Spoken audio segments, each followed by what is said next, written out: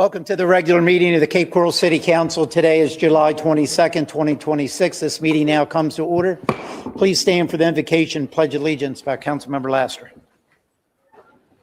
Thank you, Mayor. Bow your heads, please. Heavenly Father, as we gather today, give us the courage to do what is right, the discernment to make wise decisions, and the kindness to always remember the people we serve. Help us listen with open hearts, speak with respect, and lead with integrity. May our decisions be guided by what is best for our community, not by fear, pressure, or politics. Bless this meeting and all who are here. Give us wisdom, patience, and the courage to serve with grace. Amen. Amen. I pledge allegiance to the flag of the United States of America and to the republic for which it stands, one nation, under God, indivisible, with liberty and justice for all.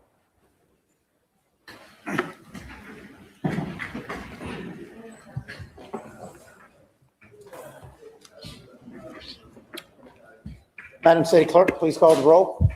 Mayor Gunter, Here. Council Members Donnell, Here. Kaduke, Here. Kilrain, Here. Lastra, Here. Lehman, Long, Here. Steinke, Here. all present. Thank you. Item 5, changes to the agenda. Are there any changes, or I'll entertain a motion to adopt the agenda as presented? Motion to approve agenda as presented. Second. Madam City Clerk, please call the roll. Steinke, Aye. Donnell, Gunter, Aye. Kaduke, Aye. Kilrain, Aye. Lastra, Aye. Lehman, Long. Aye. 8 ayes, motion carried. Okay, item 8, citizens input time, which is a maximum of 60 minutes is set for the input on matters concerning city government, 3 minutes per individual. Please remember to state your name for the record. Citizens are given opportunity to be heard concerning matters scheduled on the council agenda or any other pertinent matters concerning the city in order to promote an orderly system of holding a public business meeting and ensure that individuals are not embarrassed or harassed as a result of their exercise of right of free speech. The city council has established rules by a resolution. The speaker is required to maintain proper decorum at all times. Only the person recognized by the mayor shall be addressing the city council or making any audible remarks during the business portion of the meeting. Unauthorized remarks, stomping of feet, whistling, or similar demonstrations shall not be permitted during the business meeting. No person is permitted to interrupt the city council proceedings or the comments of any person recognized by the mayor and citizens during citizen input. No person is permitted to behave in a disorderly manner by shouting, yelling, whistling, chanting, singing, dancing, clapping, foot stomping, cheering, jeering, or engage in any other disruptive display during the council meeting. And no person is permitted to refuse to follow the instructions of the adopted rules, and they must comply with these policies or rules, or they could be asked to exit the chambers. Any person who engages in any behavior that is prohibited herein or is being boisterous or disruptive in any manner during the city council meeting shall be asked to leave or be escorted by the police department. With that being said, Madam City Clerk, could you please call the first individual? Lou Navarra and Carl Vo.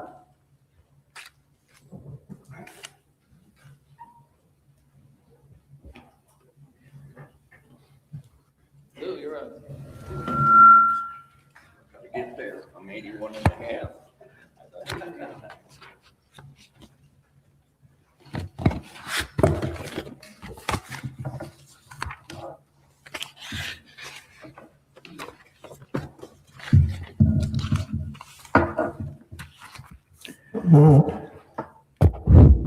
Good afternoon, Mayor, Council, Lou Navarra, long-termer, Cape Coral. Great day for the disabled again. We have another handicapped person. Disabled. That's the new word. The founding fathers wanted the Cape Coral to be pristine. The topic is code enforcement, proactive, reactive, inactive. So you didn't even have trucks here. Del Prado was just a 2-lane highway R1. So now to keep Cape Coral pristine, it's in their hands. The mayor wants Cape Coral pristine, and I agree. We don't want it to look like Lehigh Acres. Now, so what's going on? Right or wrong? Case number 1. The code enforcement agent came out. Mother, may I? Mayor, may I? You're not allowed to Oh, stick it on come there. on. It's free speech. Come on, you know the rules. All right. Now, Well, good try. case number 1, code enforcement agent comes out yesterday, argues with you. Look at the grass. Oh, it's not 12 inches. Oh, yes, it is. There's the ruler. You know, we don't need to argue. They don't want to do their job because it's a lot of problems. You got to do the computer. You got to file the case. You got to come back. What are we paying them? $65,000 a year plus perks. And the director makes 125, Mr. H, and the assistant makes 121 plus perks. So what happens? Joe comes out, our block captain, and he argues with him for 10 minutes. The house is sold, but a company's bought it. And that's in violation of what President Trump said. He wanted single family members. We'll see that later. Case number 2, bikes and palms. I got an argument on that. I just asked some questions about it. I didn't even file a complaint about it. But the bike's gone today. But I was told by the assistant code director, call the cops.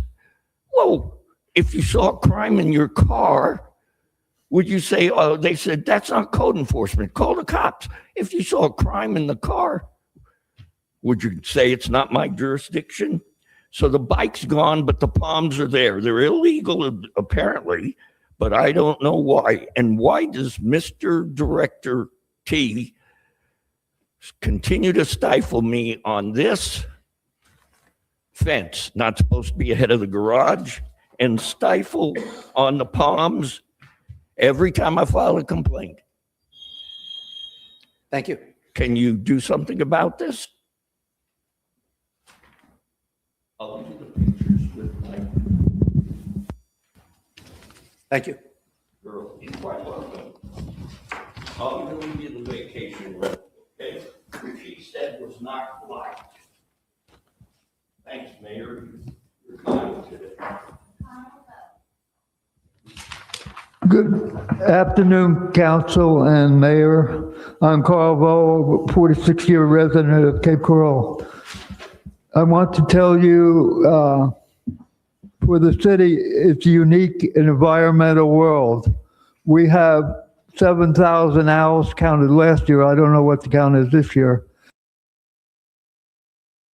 And 8,500 gopher tortoises. We're probably the only city in the world that has that many species that we try to save. And I'm here to save them.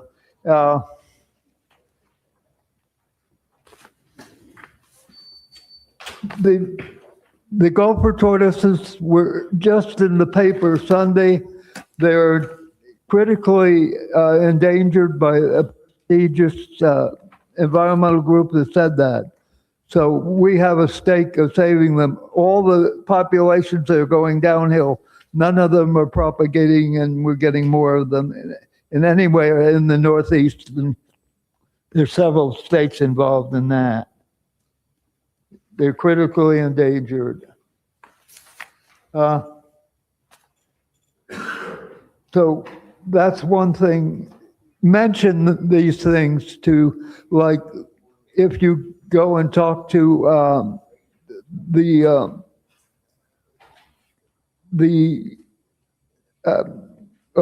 council that does bring the people here. What's the new gal's name? Pamela Wilson.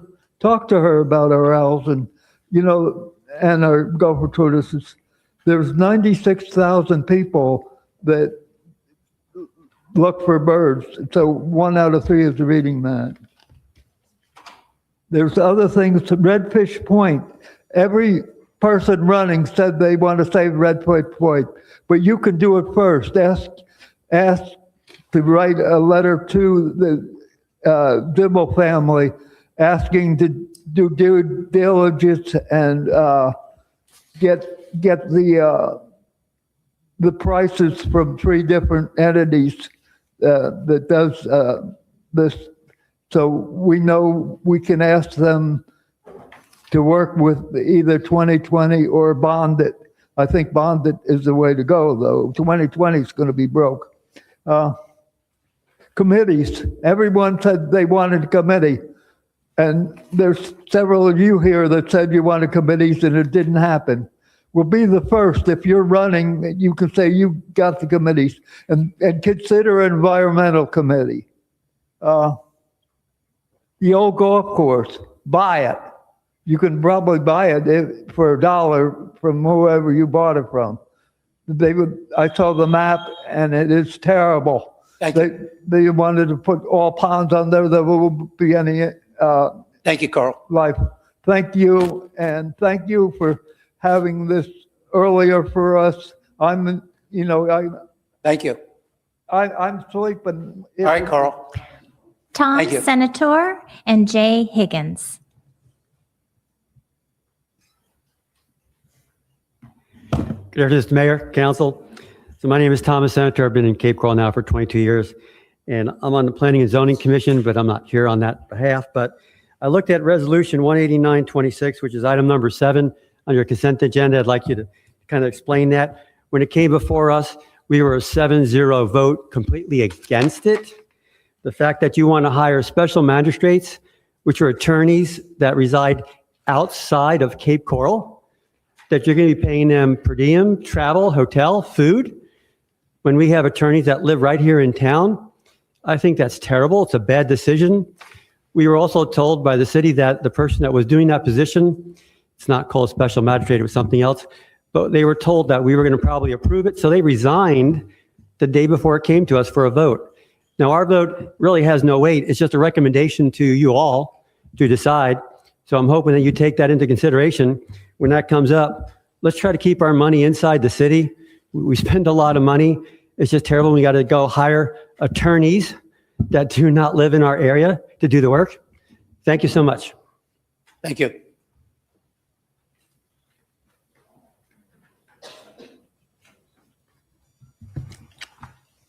I'm Jay Higgins at District 6.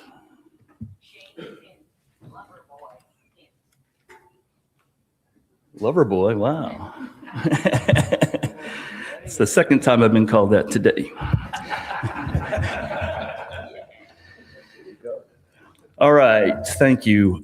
First of all, I wanted to just give props out to the city on the golf course investment at Coral Oaks. Being that I'm a neighbor of Coral Oaks, I'm going to tell you the money's paying off. The irrigation looks good. The greens are looking good. The fairways are filling in. Looks great. Should be bringing in some money hopefully pretty soon.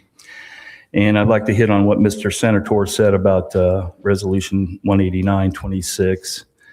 When you look at the expenses on bringing in an out-of-town magistrate when we might have one closer, might be smarter decision. But mainly I'm here just to ask some questions about Resolution 18726. And from what I read, I might be wrong, but I hope you pull this so we can talk about it, or you can talk about it. But my understanding, it's about a $600,000 investment for a natural gas line to the Yacht Club Park. The Yacht Club Park, which I think we know as the boathouse. Even though, and it even says boathouse and references boathouse on the agenda request form, by the way. But it's not addressed as that, which is kind of funny. It seems not very transparent. So I'd like to you talk about that. And if it is to benefit the boathouse, and I don't know, so I'm asking these questions, what benefit will I get as a taxpayer for the $600,000 investment? I live in Northwest. I probably won't go to the boathouse very often, so I don't know how that's going to. So I'd like to know, is that going to be paid by us taxpayers? But I might be able to be persuaded if we're going to own the gas line. If the city will own the gas line, I might be persuaded to say that might be a good thing, especially if we can collect tap-in fees from residents that might want to have a gas stove or a gas fireplace, and we can collect those fees. I think it'd be a very good investment. So I also find it hypocritical that we're running a gas line to a private entity, yet you're asking us to pay $30,000 to $40,000 to hook up a utility to our own home. So it's kind of weird. But I just, if it is just to service the boathouse, I would urge a no vote. But one other thing I want to address real quick was one of the earlier speakers spoke about disabled people. I have a son in a chair. He's not disabled. He's just built different. And I know he meant no harm, but thank you so much. Charles Crane and Tom Shadrack.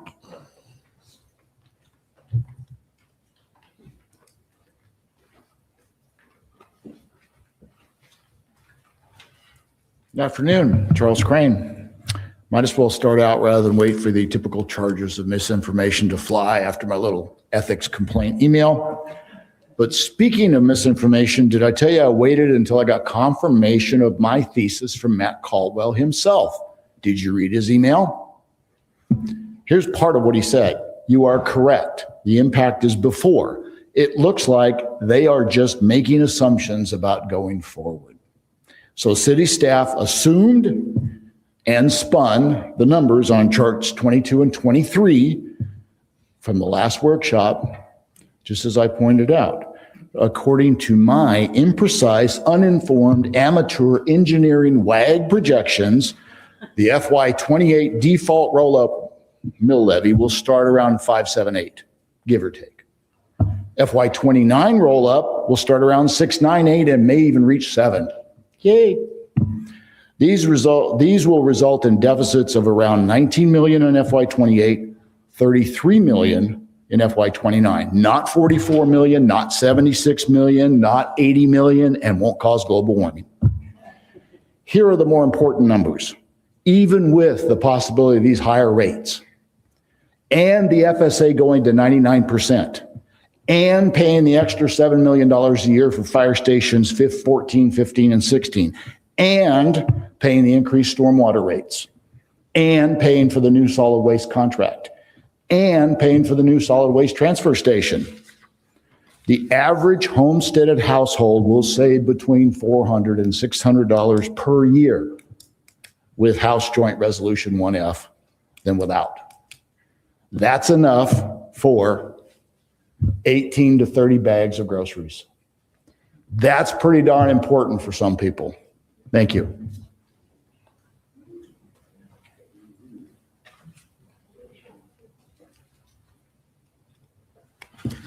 Hi, Tom Shadrack. Thanks for letting us speak again, especially before the consent items, so we can weigh in before you vote on those and hear us. So thank you for that. So I will just bring up the two of the consent items that I was interested in. The purchase of one corner of land for the roundabout, that's consent item number 2 for $500,000. We still got to spend, more money for the other 3 corners.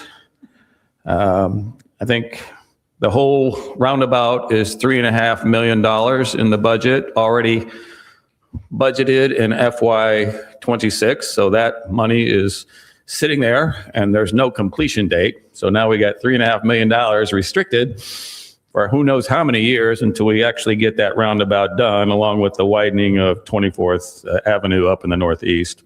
And that has a budget of $20.5 million. So will we really, when we're paying this much for a quarter of a land of a commercial property, so we're already reducing that from the property tax rolls by buying it, that piece of land. So we're losing the tax benefit from a piece of commercial property, plus having to wait and finally build a roundabout. Will we really get this done for $3.5 million is the question, because it's still got to buy the other 3 corners and then the construction. And when will it be done? And does the data still support that that's the right thing to do for the money? Okay. I like roundabouts. It does move traffic, but then you got to look at the financial analysis as well. So I haven't seen a financial analysis on the whole project. My other one is, like Jay already talked about, the natural gas line. I think that's crazy. You know, I don't know if that's an industry standard for a city to pay $600,000 for a line that a commercial company is going to make profit on in the future without any payback really being discussed in the contract. It says they'll give us a rebate in the next 4 years, but that project could be 25 years while they still add lines to that line for commercial use. So why is that only a 4-year lock-in, for one thing?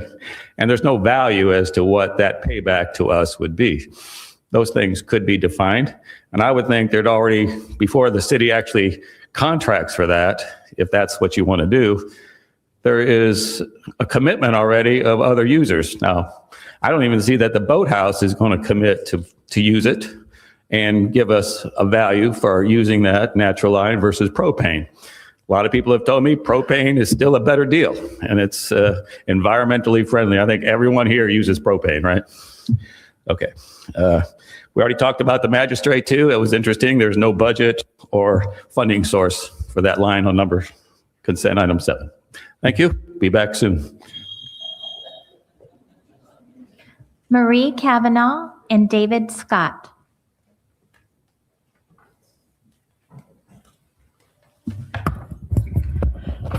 My name is Marie Kavanaugh. I'm Vice Chair of Take Out the Trash Committee of Cape Coral. Now, I guess it was Monday, I went up to the library. They had the League of Women Voters had a mayoral debate and then a debate of the council people. Well, after that, I asked the mayor, I had a question for him, and I asked the mayor where he studied criminal justice. And he really never directly answered it. He basically told me it was on the city website. Well, I looked on the city website when I got home, not there. Looked on his campaign, not there. Why is it such a secret? Why doesn't he want to tell us where and when? I don't know. But anyway, the next day I called up the office to try to talk to him or somebody. And the guy who answered the phone said I should talk to his administrative assistant. And he tried to get her and she wasn't available. He says, just email her. He gave me the email address and I did it. She didn't even have the decency to respond to my email. I mean, she could have said, forget it, bitch, you're not going to get it. Please, no curse words. Nah, whatever. And I also I've been up here multiple times complaining about the amount of money y'all spend on medians. So I went back to 11 of 23 when you people were sworn in. So it's this council, over $7.5 million on medians just in that period of time. What is it, a year and a half? You really need to look at that and maybe start looking at using Florida-friendly plantings instead of all this other fancy schmancy stuff that dies out and then they come and they cut it down. It looks like crap for a while till they get around to doing that. Resolution 18426. I would like to know how many man hours the city attorney's office spent on that to get 200 and some odd $1,000. How many man hours did he put in? And did we really make any money?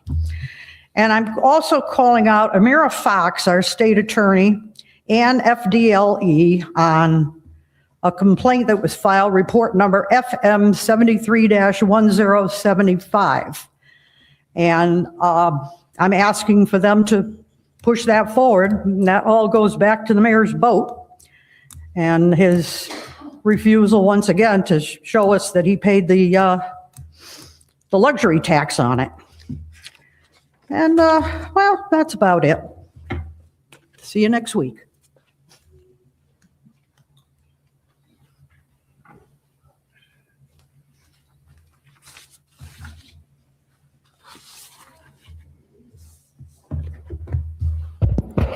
Good afternoon.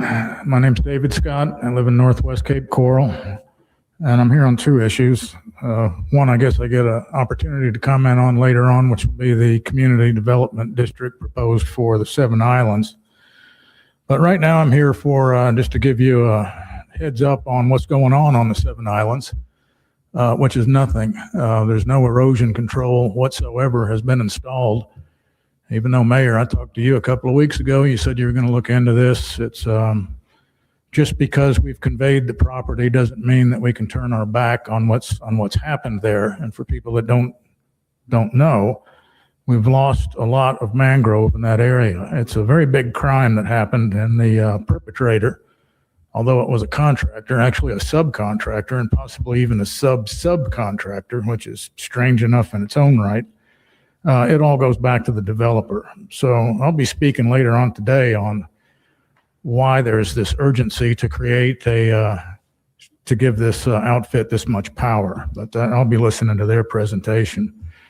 So I don't know why we just can't, as a city, get somebody like Williamson or Honch out there that knows how to do this stuff and install the erosion control for these people that don't do it. That's one thing. On the other is the ability to vote on what's coming up here. In a lot of states during campaign cycles, when you accept thousands of dollars from people that are coming up for a vote, you have to recuse yourself. Not down here. Our ethics commission says that there's absolutely nothing wrong with that. But what there would be something wrong with if you vote on it, and if you have a relative or if you have a business relationship. So I'm looking at who the proposed board is, and I see we have some local names in here which are associated with Sinclair Builders. And I think it's a reasonable question to ask the mayor, do you have a business relationship with Sinclair Builders? I don't know where these guys came from. Everybody else from Forest is over there on the other side of the state where they came from. For what they did to us so far, I wish they'd go back. And we'll be talking about that plenty as time goes on. But for right now, at the very least, I think you need to identify that you have a financial relationship with your campaign contributors, and that you can assure the citizens that you don't have a business relationship with the proposed board, which will be a very powerful board, be able to issue junk bonds and do assessments. It'll be a super condo association. I don't know what that does to the marketability of this project. Later on, maybe we can get out there with a tape measure and see what fits and what doesn't fit. Thank you. Kyle Lahamadou and Wes Owen.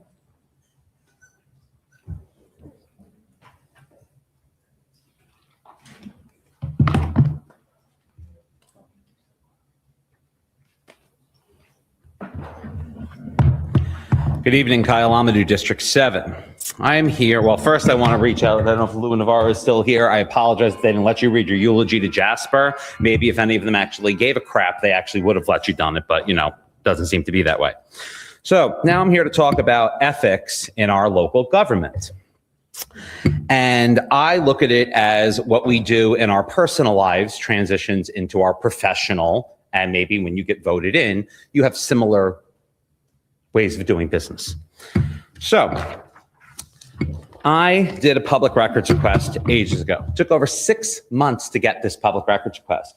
I just gave a copy, or we gave copies, so all of you can actually get copies up there if they hand them out. So I got this is again going back to ethics in our local government. So we're going to talk about a Delaware Fish and Wildlife Boat Registration Vessel Registration Application.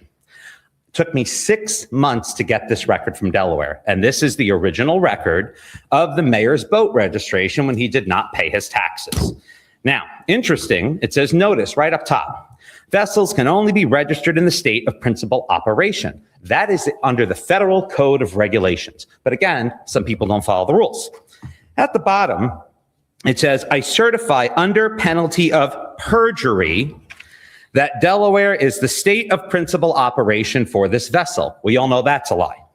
Then it goes and it says, I declare under the penalty of perjury the laws of Delaware and foregoing is true and correct. So Now, on the second page, I actually have how I got that public records request, just in case anybody wants to doubt anything about that. Now I'm going to go to the next page. And this is under the Florida statute of where vessels and how they need to be registered, especially when they're used in our waters. So you guys want to go through that? You can go through that. Then I have the Federal Code of Regulations, which is how the feds say that registration works. Again, people dismiss it. Nobody gives a crap. But again, I don't do those things. Now, the last page, I did a public records request for a copy of the DR 41C form that the mayor held up on the news saying that he paid his $18,000 in taxes. I know that was a lie because you can print that form out online and just fill it out. The dealer may have even filled it out and then didn't file it because it didn't need to be filed because there were no taxes paid. Now, they responded back to me, I can't get a copy of that. Do you know why? Because it's part of your taxes. But, Mayor, you can request a copy by filling out this DR 841 form. Okay? And we can do so openly in a public forum. You can prove me wrong. If I am wrong, not only will I make a public apology, you get my vote in November. Thank you. Well, because we know it's not true. Wes Owen.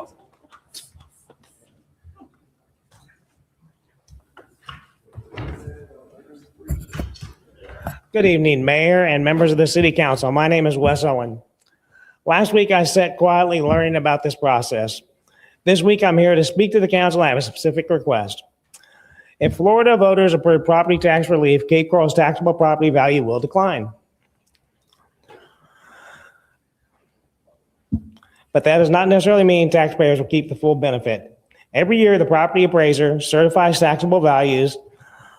The city then calculates the rolled back rate, and the City Council decides what millage rate to adopt. When taxable values rise, the council can lower the millage rate and still collect more property tax revenue. That is how this council can say it lowered the rate while taxpayers still send more money to the city. If taxable values fall because of the larger homestead exemption, that same process can work in reverse. The calculated rate can rise, and the council could vote to adopt a higher millage rate to replace some or all of the revenue reduction. In other words, voters would approve property tax relief, only to have part of that relief taken back through a higher millage rate, new fees, or higher assessments. That is why who sits on this city council matters. So tonight I'm asking each member of this council to make a clear taxpayer pledge. If property tax relief passes, I will not vote to raise Cape Coral's millage rate, fees, or assessments for the purpose of taking that voter-approved relief back. This is a simple commitment. It says that if voters approve reliefs, this council will respect that decision. It says the city will respond by reviewing spending, setting priorities, and finding efficiencies, not by replacing the lost revenue through higher taxes, fees, or assessments. And it gives taxpayers a clear answer before the next election. I am not here asking for a campaign slogan. I am here asking for a commitment. Will each member of this council take that pledge? Because every taxpayer matters. Thank you. Joe Angrisano and David Hulsey.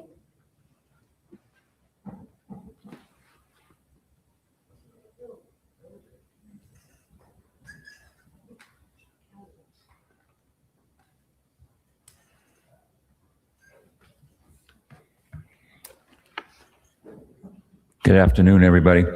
Joe Angrisano, District 6 candidate for City Council.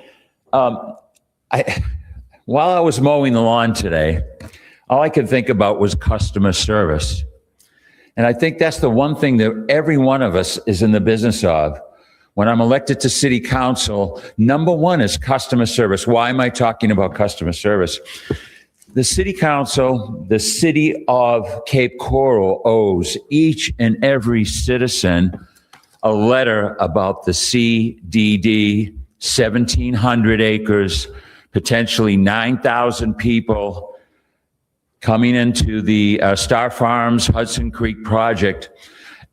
Other than one individual that I know of on the City Council that actually had the guts to reply to people for nearly 500 comments on Cape Coral politics on Facebook, Did anybody else talk to the people almost 500 people who are asking about the impact of an additional 8,000 to 9,000 people?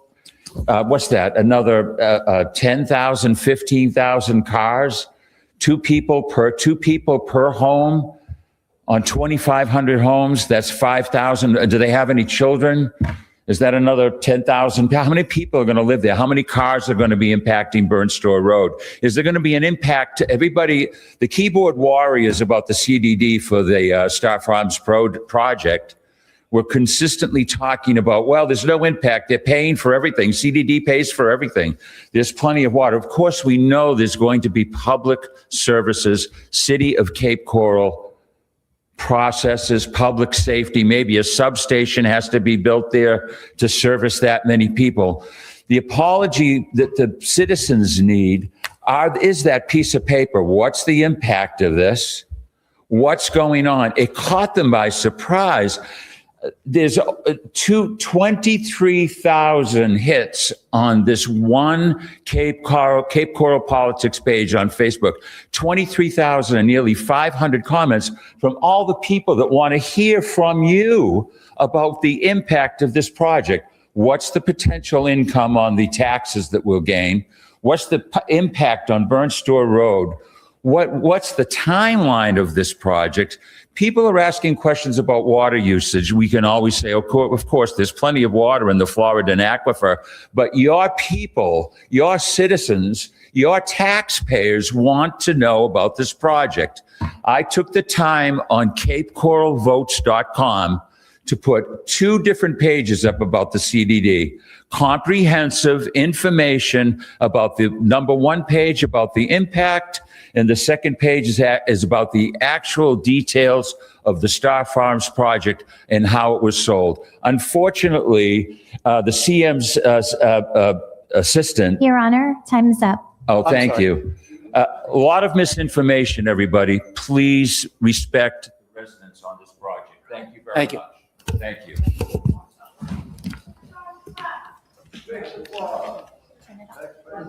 It's off, but it won't turn off. We've turned the clock off. It works on our side, but not on yours. So although it registers at 2 minutes and 16 seconds, we have a handheld one we're going to use. You just let us know in the 3 minutes. Yes, sir. Will do. Thank you. Good afternoon, Council. My name is David Halsey. I also wanted to talk about the gas line that's going through, I guess the way I understand it, from like 46th or 47th Terrace down to the Yacht Club. I see no need in doing this. If those residents in that area, if that was still being built out, I could see doing it. I come from Oklahoma, where I had everything in my house was gas. I'm not going to convert my house to gas. Most of the people I know that have a gas generator have it sunk in their yard or whatever by the building code. Why can't we if we're going to put gas out there, why don't we sink a gas? What am I trying to say? Why don't we sink a tank out there and put gas out there for them? I can't see running lines when on my street there's only one lot that's vacant, which would ever have a built-out house with gas in it. Gas stoves, gas water heater, gas pool, gas fireplace, gas furnace, a generator. I'm not going to convert my house over to all of that. And I talked to a friend of mine that lives in another part of Cape Coral who does have gas, and apparently the city didn't know right next to his house along the street there was a gas line. So he hooked up to that gas line. He told me over $40 a month. I looked it up on Tico's website this afternoon, and the monthly charge just to have a hookup is $32 a month. So to begin with, I don't see any residents hooking up to that line. Not in my area, not in District 1 where I live. No, I don't see it. Now, again, back to the Yacht Club. I'm a yes for the boathouse. I'm a yes for the seawall. I'm a yes for the beach. I'm a yes for a bathroom, but not a $4 million bathroom. I'm a yes for a boat ramp. I'm a no to a $7 million Harbor Master building. That's ridiculous too. If we're going out there to do work, how much time have I got? 39 seconds. Okay. If we're going to go out there and start digging, please don't put the utilities in for what has not been approved and what has not been voted on. The last thing I wanted to say, when I went to that meet and greet and met on Monday night to meet candidates and listen to the candidates, there was something that happened that just upset me. It was rude. It was disrespectful. We had one candidate that was booed. I don't care if you agree with he or she stands for. That was disrespectful, and I did not like it. Thank you. Lisette Fiallo and Jennifer Alvarez Wada.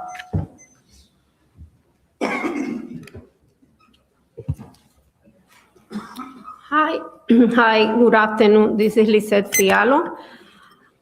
Ms. Lastra, do you remember over 1 month ago when we have meeting with the Mr. Matt about my fence?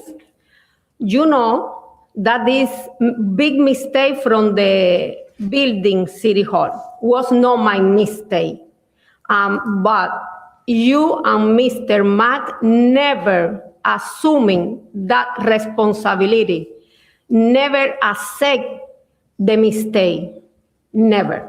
Okay, you know it is a mistake from the building department. Another thing, remember when I talked to you about Richard Miller, Todd Hoagland, about the stalking me and harassment me? One of that is in my 3 lot behind my home. 3 lot. I am the owner. Grow a little grass, and Mr. Richard sent one violation that I need to remove the grass. A little grass in my lot behind my home. Do you remember when I'm saying to you the big picture? One lot at corner, grass is growing, mosquito is feeding from my blood, from the resident blood. Nobody don't do nothing. Nobody don't care the resident. For me, that table is like ball field.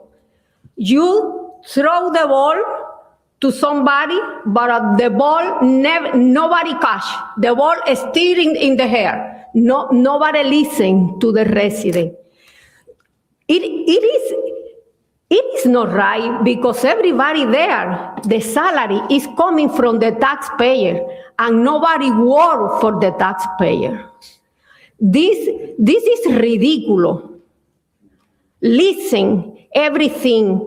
We are not came here to lose in the time. We came here to fix problem. That everybody there is supposed to listen, fix the problem. Because when we go to vote in the August 18, I'm going to vote for the best. Thinking in the resident, not thinking in your own salary. Okay, Mr. Gunter. Did you? Okay, I'm sorry. I remember in Fort Myers Radio show, you say one lady writing in the social media many things about the City Hall. Let me ask, is in case it's me, you don't know why I do that? Your 3 minutes is up. Thank you. Mayor, excuse me, could we have city clerk give them a 30-second warning so they can kind of wrap up? Would that be all right with the council? But I just know. All right. Okay, first of all, I would like to thank Take Out the Trash for exposing the corruption, favoritism, special interest dealings, and so on, and campaign contributions. Okay, so last meeting, which was last week, I brought up about the attorney and all his kind of mistakes of what's going on, and nobody held him accountable. Okay, I want to talk about the CM this time. Again, this is all about the low points of our mayor and his sidekicks, okay? I've been a Citizens for 20 years, and I talked about the Tropicana Park last time, about riffraff. And I want to bring up the two other parks that are, one park, Joe Stonis Park, okay? That was built quite some time ago, and that's a park, people, okay? That was the best thing that Cape Coral has ever done for the Northwest. Okay, so you go back and you compare both parks and let me know which one is better. And this park, Joe Stonis, was built way before these people came onto council. Okay, so yeah, anyways, I want to talk about the JC Park as what has happened and how are we going to get our money back, because Palin family has pulled out, which is huge because they say the park is not built up to code and correctly. Okay, Palin family, huge, okay? Second of all, the concessionaires. Everybody pulled out from what I understand. So how are we gonna recoup this $18 million? But you know what, they don't care because it's not their money, okay? And then, you know, it's just flooded. They should have never touched it. We had 8,000 signatures, people coming here and complaining, and they didn't care. We didn't want this park touched. And the CM and the mayor did not care. They did what they wanted to do, okay? And now let's talk about a $25 million basin loss, okay? This is unreal. Nobody, again, is held accountable for any of this money that we lose from this guy at the helm. Okay, and I'm here to tell you about the primaries. I want Rick and Lisa to get in there. I want everyone to vote for them. This is not an opportunity Okay, for. well, I don't care. I don't want nobody to talk vote for about this guy. the These two issues, need to get in there, not and we the need to all vote for them. And this way, he cannot make the Turn the mic primary. off if she's not going to listen. This isn't an opportunity to be campaigning. That's not what we're here for. So, It's an opportunity to speak freedom of speech. no ma'am. No. 30-second call, Is it 3 minutes up? 30 seconds. You have 30 seconds. Julia Atari and Thomas Johnson.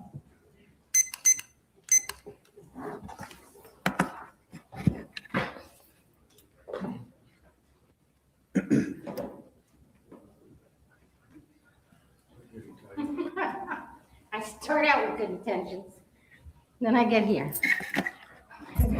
Julia Tari. Like I said, I do start out with good intentions. I wanted to go back a little bit in time. It's been a year in August since I got a letter from the governor and also a phone call from his office about the investigations into this city. As we know, the wheels of justice move slowly. But we have an investigation as of today with the Auditor General's office from the state of Florida and DOJ. So my question is, why are we moving forward with Hudson Creek anyway, since they were on the hit list of DOJ? There's a reason that they want the information on that project. Maybe they're discovering that we're not doing things properly. Well, we're doing it properly, you're not. Okay? So before you spend any more money and vote on any more moving forward with projects, let's see what the state of Florida comes up with. Because this is their opportunity to give you a report card. You know, your report card from us is an F. So let's see what the state gives you. Second of all, I have to come behind a woman who's like so right. J.C. Park, I fought like an animal for. I got rid of the little bullshit agreement with Please, no cuss words. Don't tell me I'm an American. No cuss words. I can curse. I could tell you to No, kiss my ma'am. ass. In our rules, you're not But my allowed to. point is, we still wait for $1.3 million. We never got that money. Thank you, Mr. Attorney. You didn't do your job. You guys just spent, and the park is a mess. And most of you, including gray hair over there, got elected based on the sweat in the back of the people that didn't want that park. You lied. You flat out lied just to get your ass in a seat. Please, no cuss words. Please shush. Please escort Okay. her out. She's done. Escort her out. If you can't follow the rules, the decorum, ask her to leave. Yeah. Yep. Please. We'll take a 10-minute break while this issue.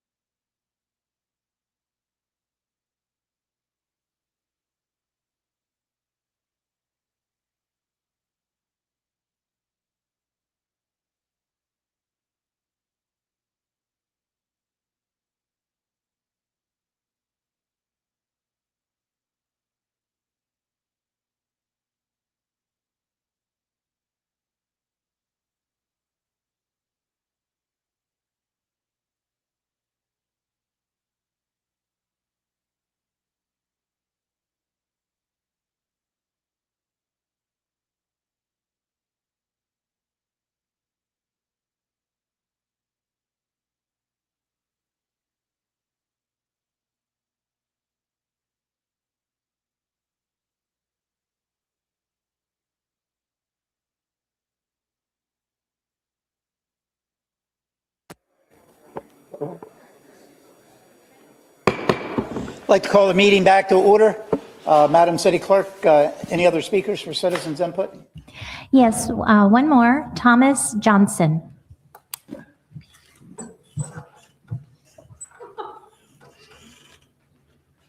Good afternoon, ladies and gentlemen. My name's Thomas Johnson. I'm a third-generation redneck cracker. I've been here 40 years. Haven't said anything about you guys yet, but I got to tell you what an epic job you're doing destroying this city. The ecosystems are destroyed. The waterways are destroyed. You want to put 2,500 more homes in North Cape? These canals down here 30 years ago, man, I taught my sons how to swim in them. You could throw a quarter in any one of these canals and watch it go to the bottom and go get it. I went out the other day to Lake Kennedy with a tape measure. Please at least have the decency to look at me when I'm talking to you, Mayor. 6 inches. You want to have a good legacy? Ban fertilizer in this city. Start planting trees. Do something to better our way of life, not make it more chaotic. The traffic is atrocious. You got to stop letting people build here. We don't need more car washes. We don't need more storage units.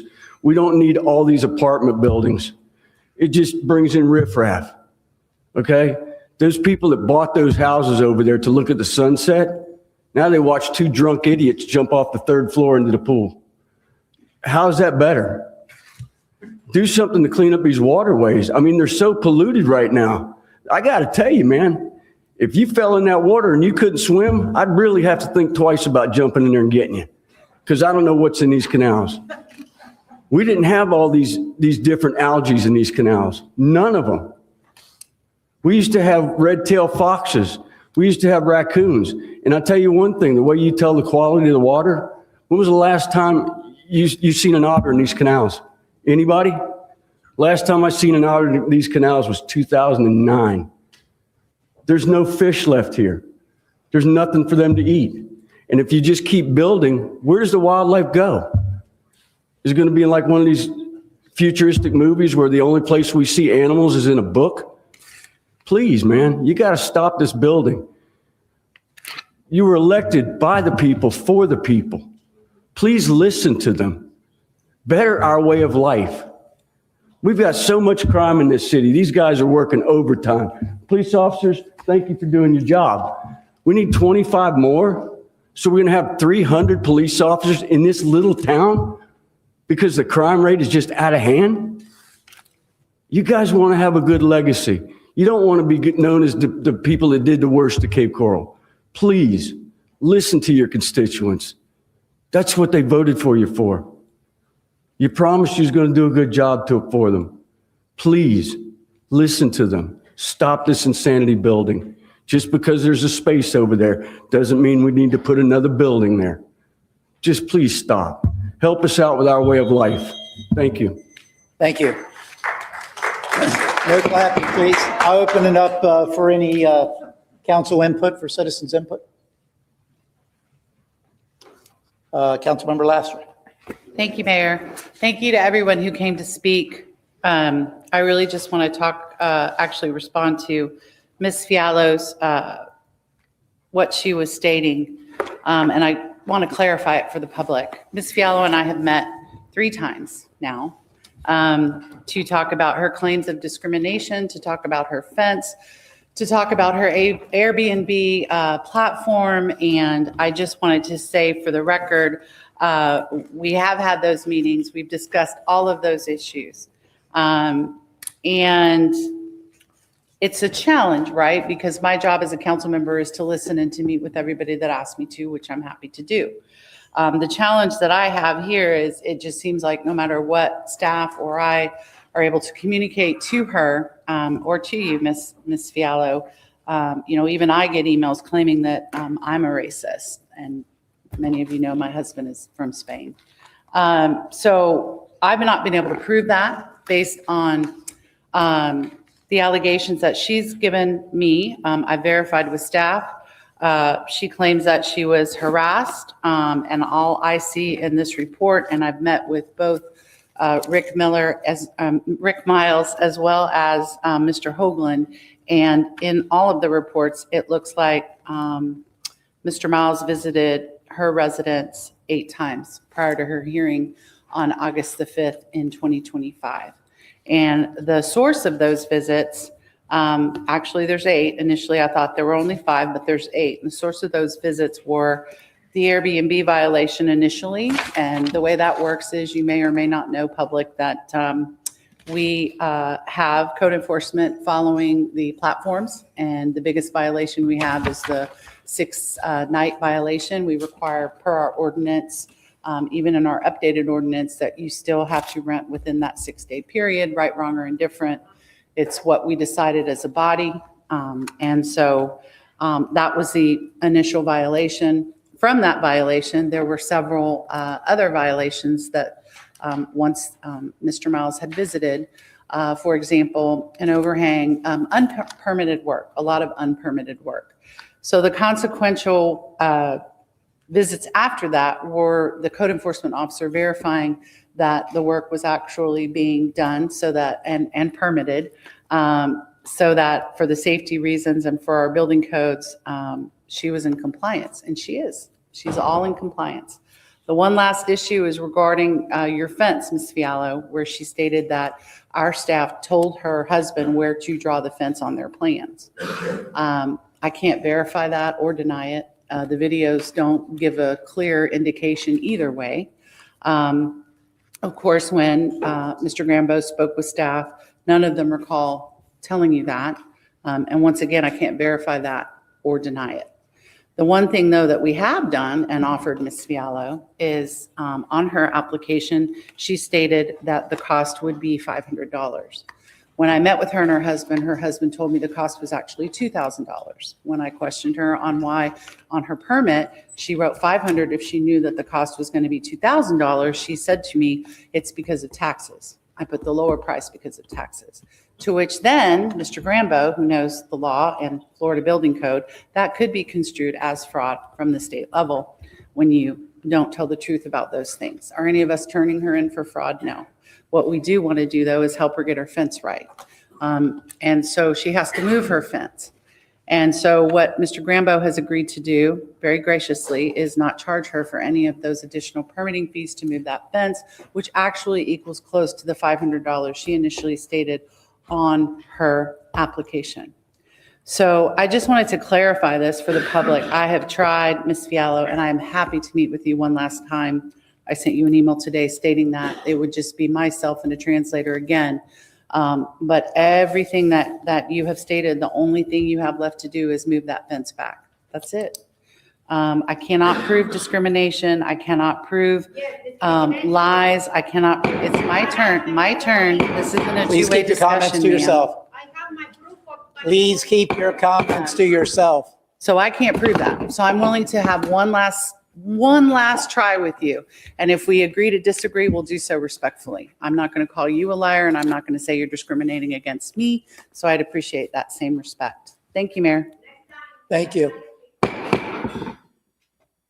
Any other council discussion? Only one thing for me real quick, Mr. Lamadou. I can tell you my taxes were paid, so your information is inaccurate and false for my vote. Anybody?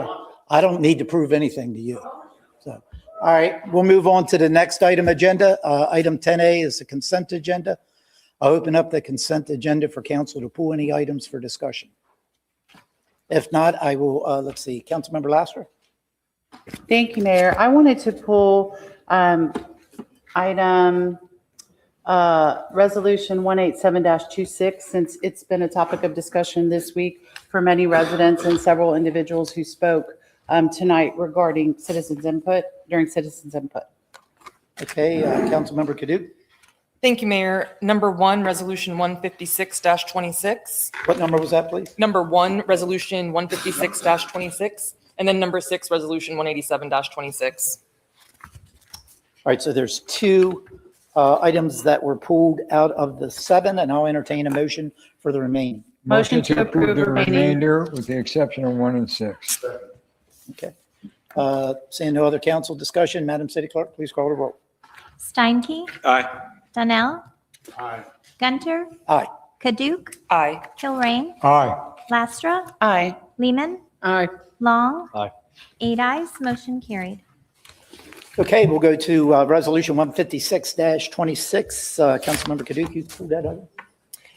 Thank you, Mayor. Yes, so this is a 7-year contract, and the remainder of the $851,965.63 will be in the general fund for fiscal years 2028 through 2032. And in our backup material, it does say to upgrade license plate reader technology. So I just want to confirm that this is not the installation of flock cameras throughout our city. Recently I did some research, and I know that we on council have received this, but Resolution 214-24 somehow implemented the installation of flock cameras. So if we could confirm that this is not installing flock cameras and it's just to improve and upgrade license plate reader technology, that would be greatly appreciated.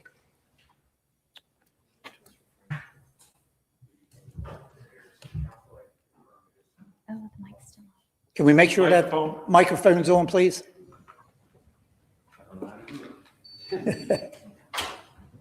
Somebody in the back will. Thank you. There you go, Chief. Good evening, Mayor and City Council. I can confirm it. It is not flock cameras. Okay. Councilmember Lehman?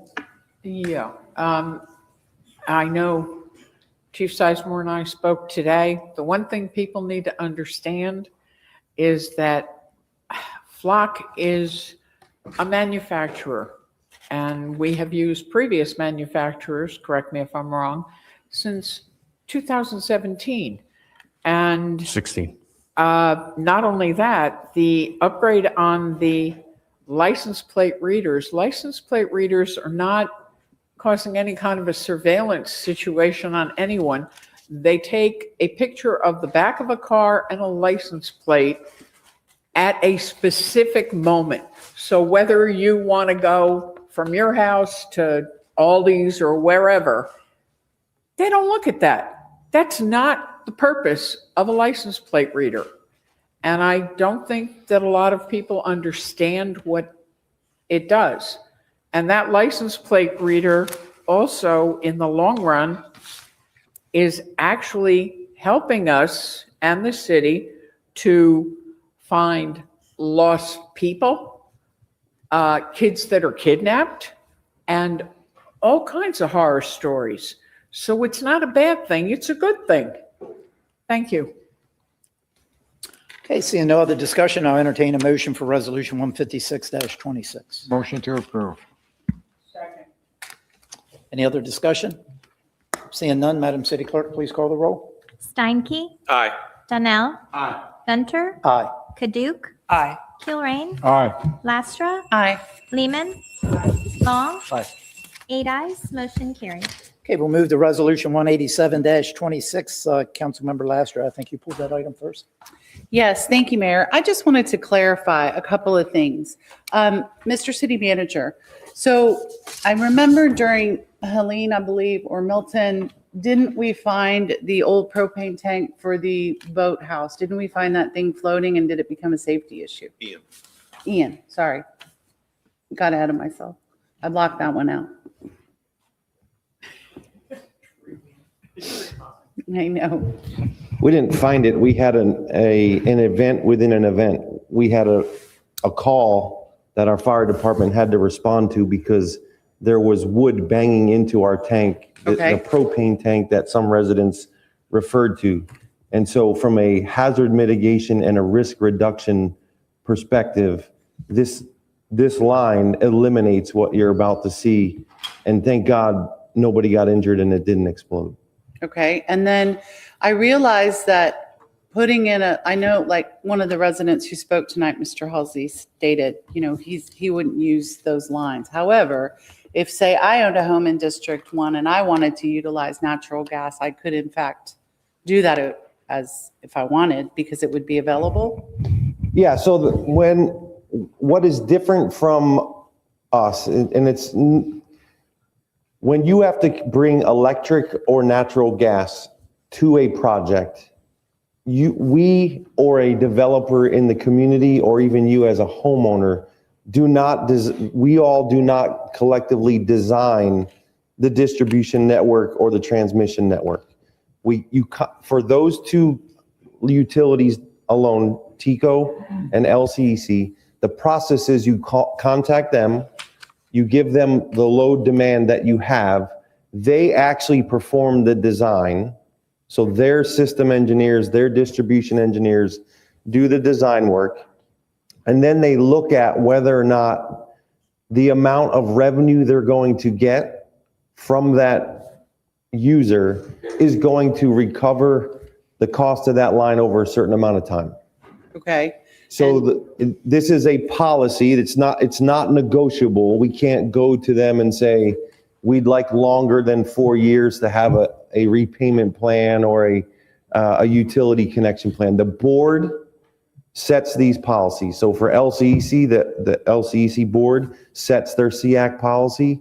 And for TECO, they go through the Public Service Commission. And if we wanted to challenge the amount of time to get repaid from people connecting, we'd have to present cases before the PSC. So these are not agreements that are negotiable. This is their policy for their rates. It's approved by their rate setting authority, whether it be LCEC board or the Public Service Commission. And so what that you're talking about is by bringing this utility to the boathouse, anybody that connects to that line within a certain amount of time, we would get a repayment credit towards the cost of bringing this. If nobody connects, there's no repayment. Some utilities have 10-year, repayment plans. Some have 5, some have 4, and that is a policy set by that utility itself. Okay, so let's say the boathouse is the only one that connects, we would get a credit? The boathouse is us. So the other thing okay. that, this I is see what you're- our, sorry. this is our investment, our infrastructure, our site.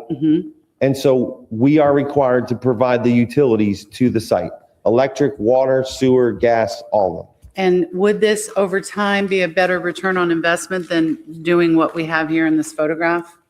The cost for gas is cheaper than the cost for electric.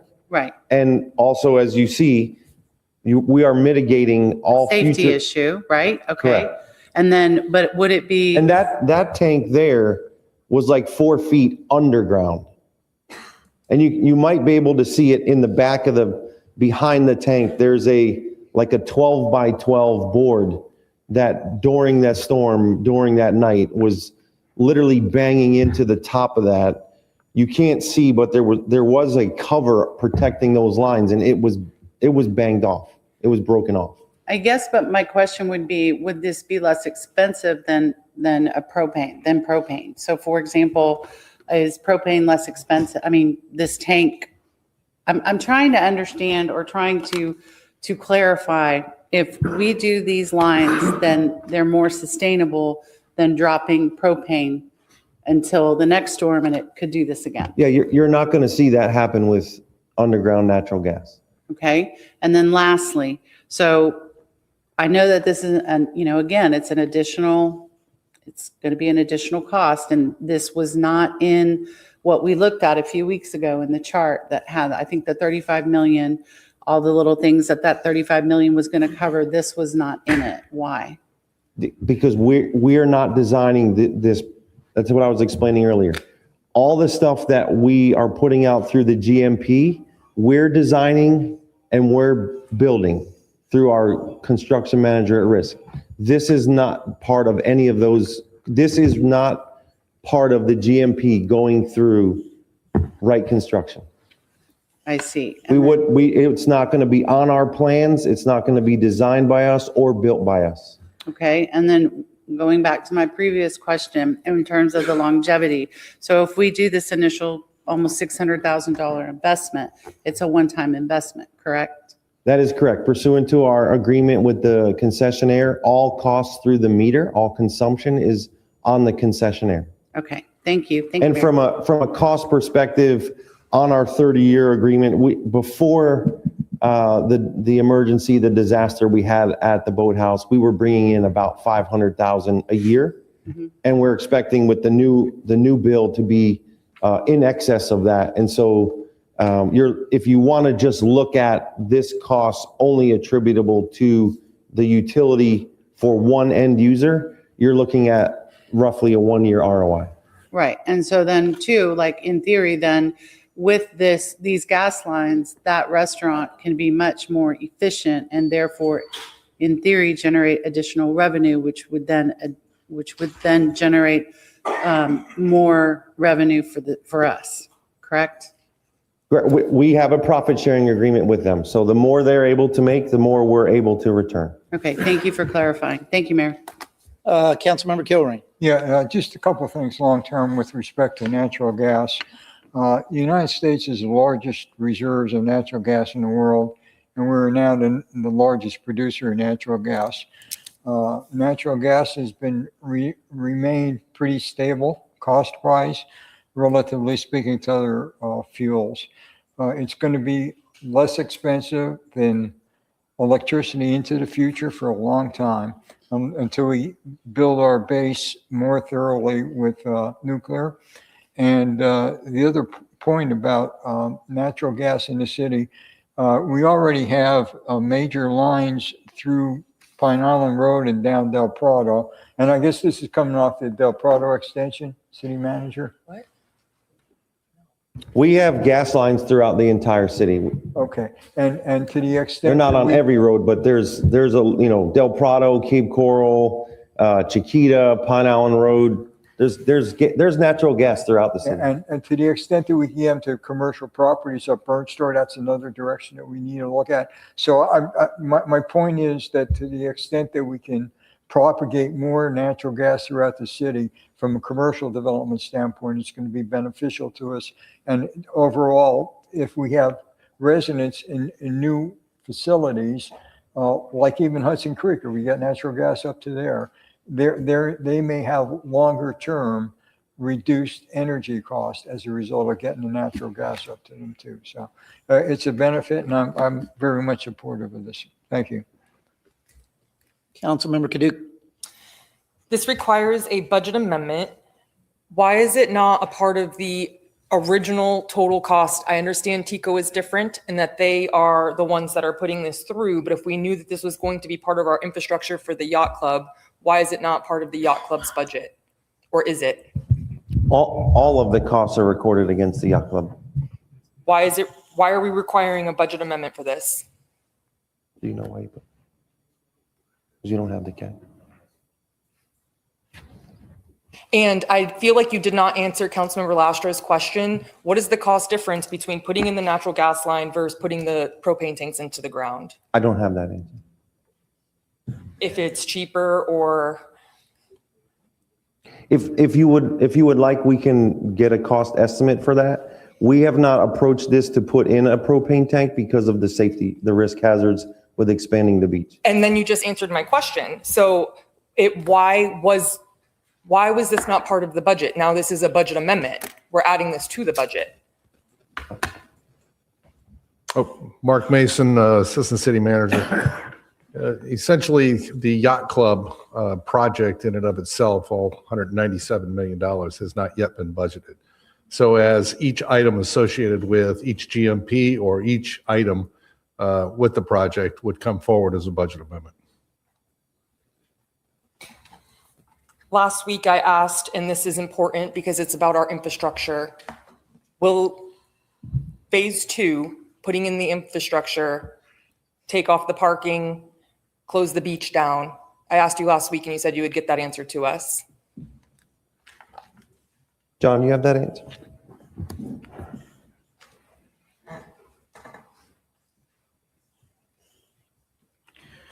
Good evening, Council Mayor. John Osterstock, Facility Projects Manager.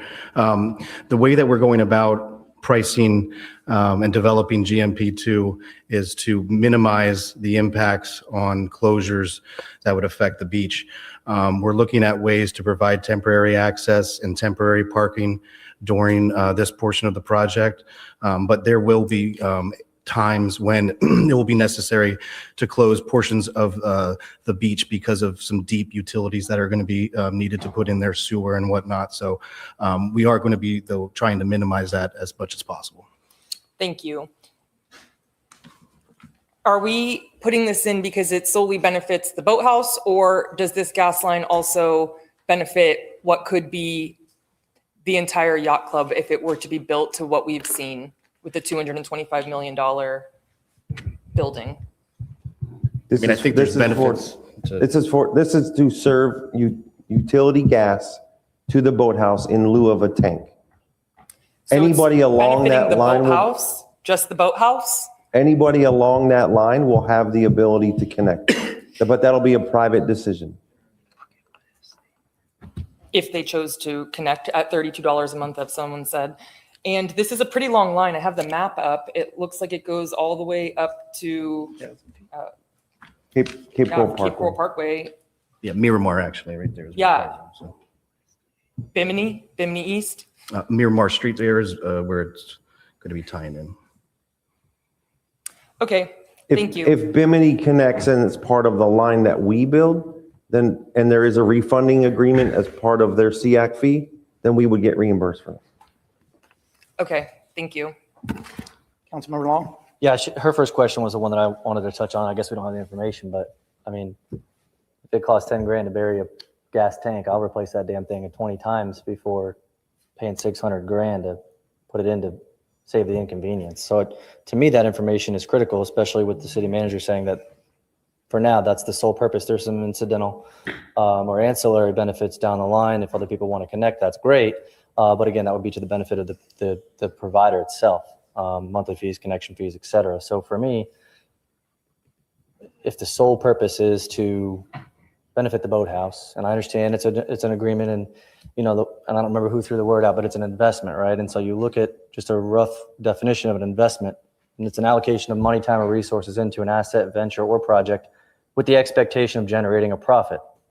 So you can look at that in a vacuum and say, yeah, this 600 grand is, we can recoup that in a year, but that's in a vacuum. What about all the other investments that we've made to that particular site, the millions in the seawall and all the other, at the burying the gas tanks? So you can't, I think it's not necessarily disingenuous, but it's confusing to say, well, yeah, it's 600 grand, but we make 600 grand in profit sharing.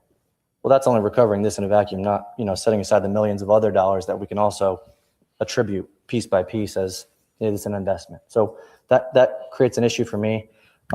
Absent any environmental requirement that we have to replace the gas because we can't bury those tanks, assuming they are much, much cheaper, I wouldn't be able to support this.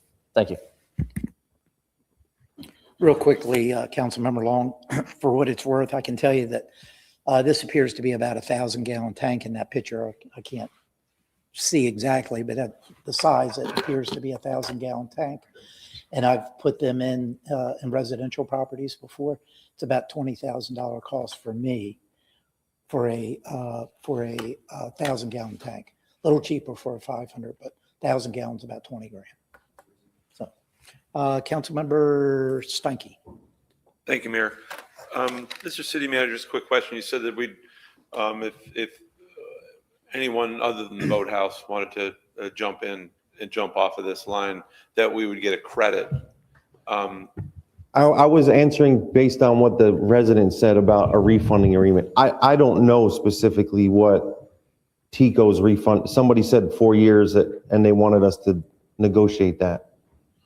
I was explaining that. I don't know, if you would like, we can suspend this. I can get you some analysis on what it, first of all, we'd have to get the amount of consumption that we're consuming, because that tank that you looked at was for the size of the old boathouse. The new one is about 2 times the size of that, so it would be much bigger, different. We'd have to look at the engineering related to it. Where it would fit on the site, which is not right now in the plans. So it would take us some time to figure that out. We can do it. Okay, it's unnecessary for me. On the backup material, there are some icons in the picture that I'm not sure what they mean and where the starting point of the extension that we're talking about comes from. I see that it's all along 46th Lane, and then it heads south down Coronado. what's already there and where does this jump off start? It comes down, like you said, on Coronado, and then it goes east on Miramar. 47th. Well, I see it coming down Lucerne, coming down Coronado, coming down Lucerne, and then making its way down to the yacht club. I do see a jump off to the west that heads over towards Bimini Basin. Yeah, there's a short portion that comes down currently right now on Coronado Parkway and then goes, terminates there and heads east on Miramar. That's the portion that we're going to tie into there at Miramar and Coronado. Okay. And so, you know, we strive and and certainly we get evaluated on our ability to increase our infrastructure here. And I know for commercial operations and for the people that are moving into our city and the revitalization that's happening in the yacht club, everyone always asks for natural gas. Everybody does. And we have to say, no, you have to sink a propane tank. And so tank after tank after tank is going in at these residences, which, you know, when we think about water quality and runoff and what's in the ground ends up in the water. And so that, you know, the more of these tanks we keep putting in the ground, the greater risk that we take, I believe. So for me, this actually accomplishes a number of things. I believe it brings another utility opportunity that's cleaner energy to our residents that choose to hook up, and they don't have to sink a propane tank to make it happen. It makes it safer, where we expect that there will be thousands of people enjoying the beach and in the marina operation there and at the boathouse. It's safer. It provides another piece of infrastructure for our city, and our residents ask for this type of energy rather than electricity. So I see it as an investment, depending upon what, you know, the jump off fees are for residents that want to tie into it after it's there. See what type of credit we get from that. But I see it as a bigger issue than just seeing that the boathouse gets the fuel they need for their equipment. I see it as a much broader decision than that for the Southeast Cape. So I'll be in favor of it. Thank you. Councilmember Kaduc. Are we required to provide this to the boathouse? Yes, pursuant to our agreement with the boathouse, it says the city is required to put in all necessary improvements, and it lists out, says utilities. If you all would like us, though, I can talk to Zach and see if he could consider redesigning his building to include a tank. We can, like I said, we'd have to figure out how much would be there, where it would go. I guess I'm just struggling because if we knew that we were required to provide this to them, how did we get here where now we're spending $600,000 and it's not part of his building design? I don't know. It's no different than electric. When we go to put the electric underground, we're going to be paying for any improvements to bring three-phase, or we pay LCEC directly.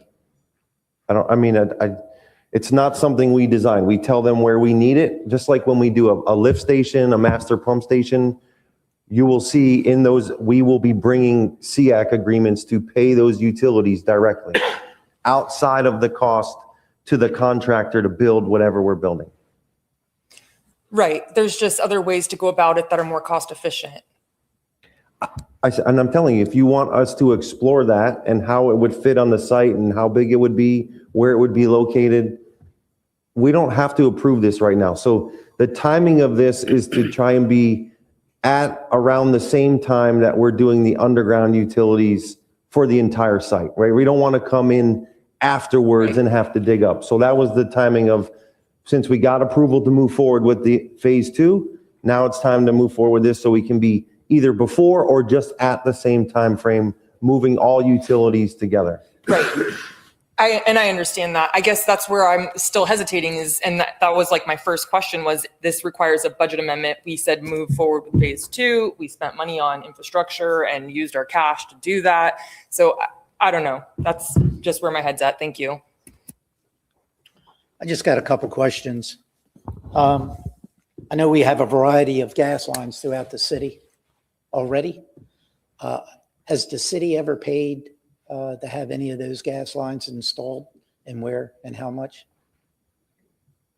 We actually paid Tico Gas to bring a natural gas line from Chiquita, from Pine Island in Chiquita, to our Southwest Water Reclamation Facility.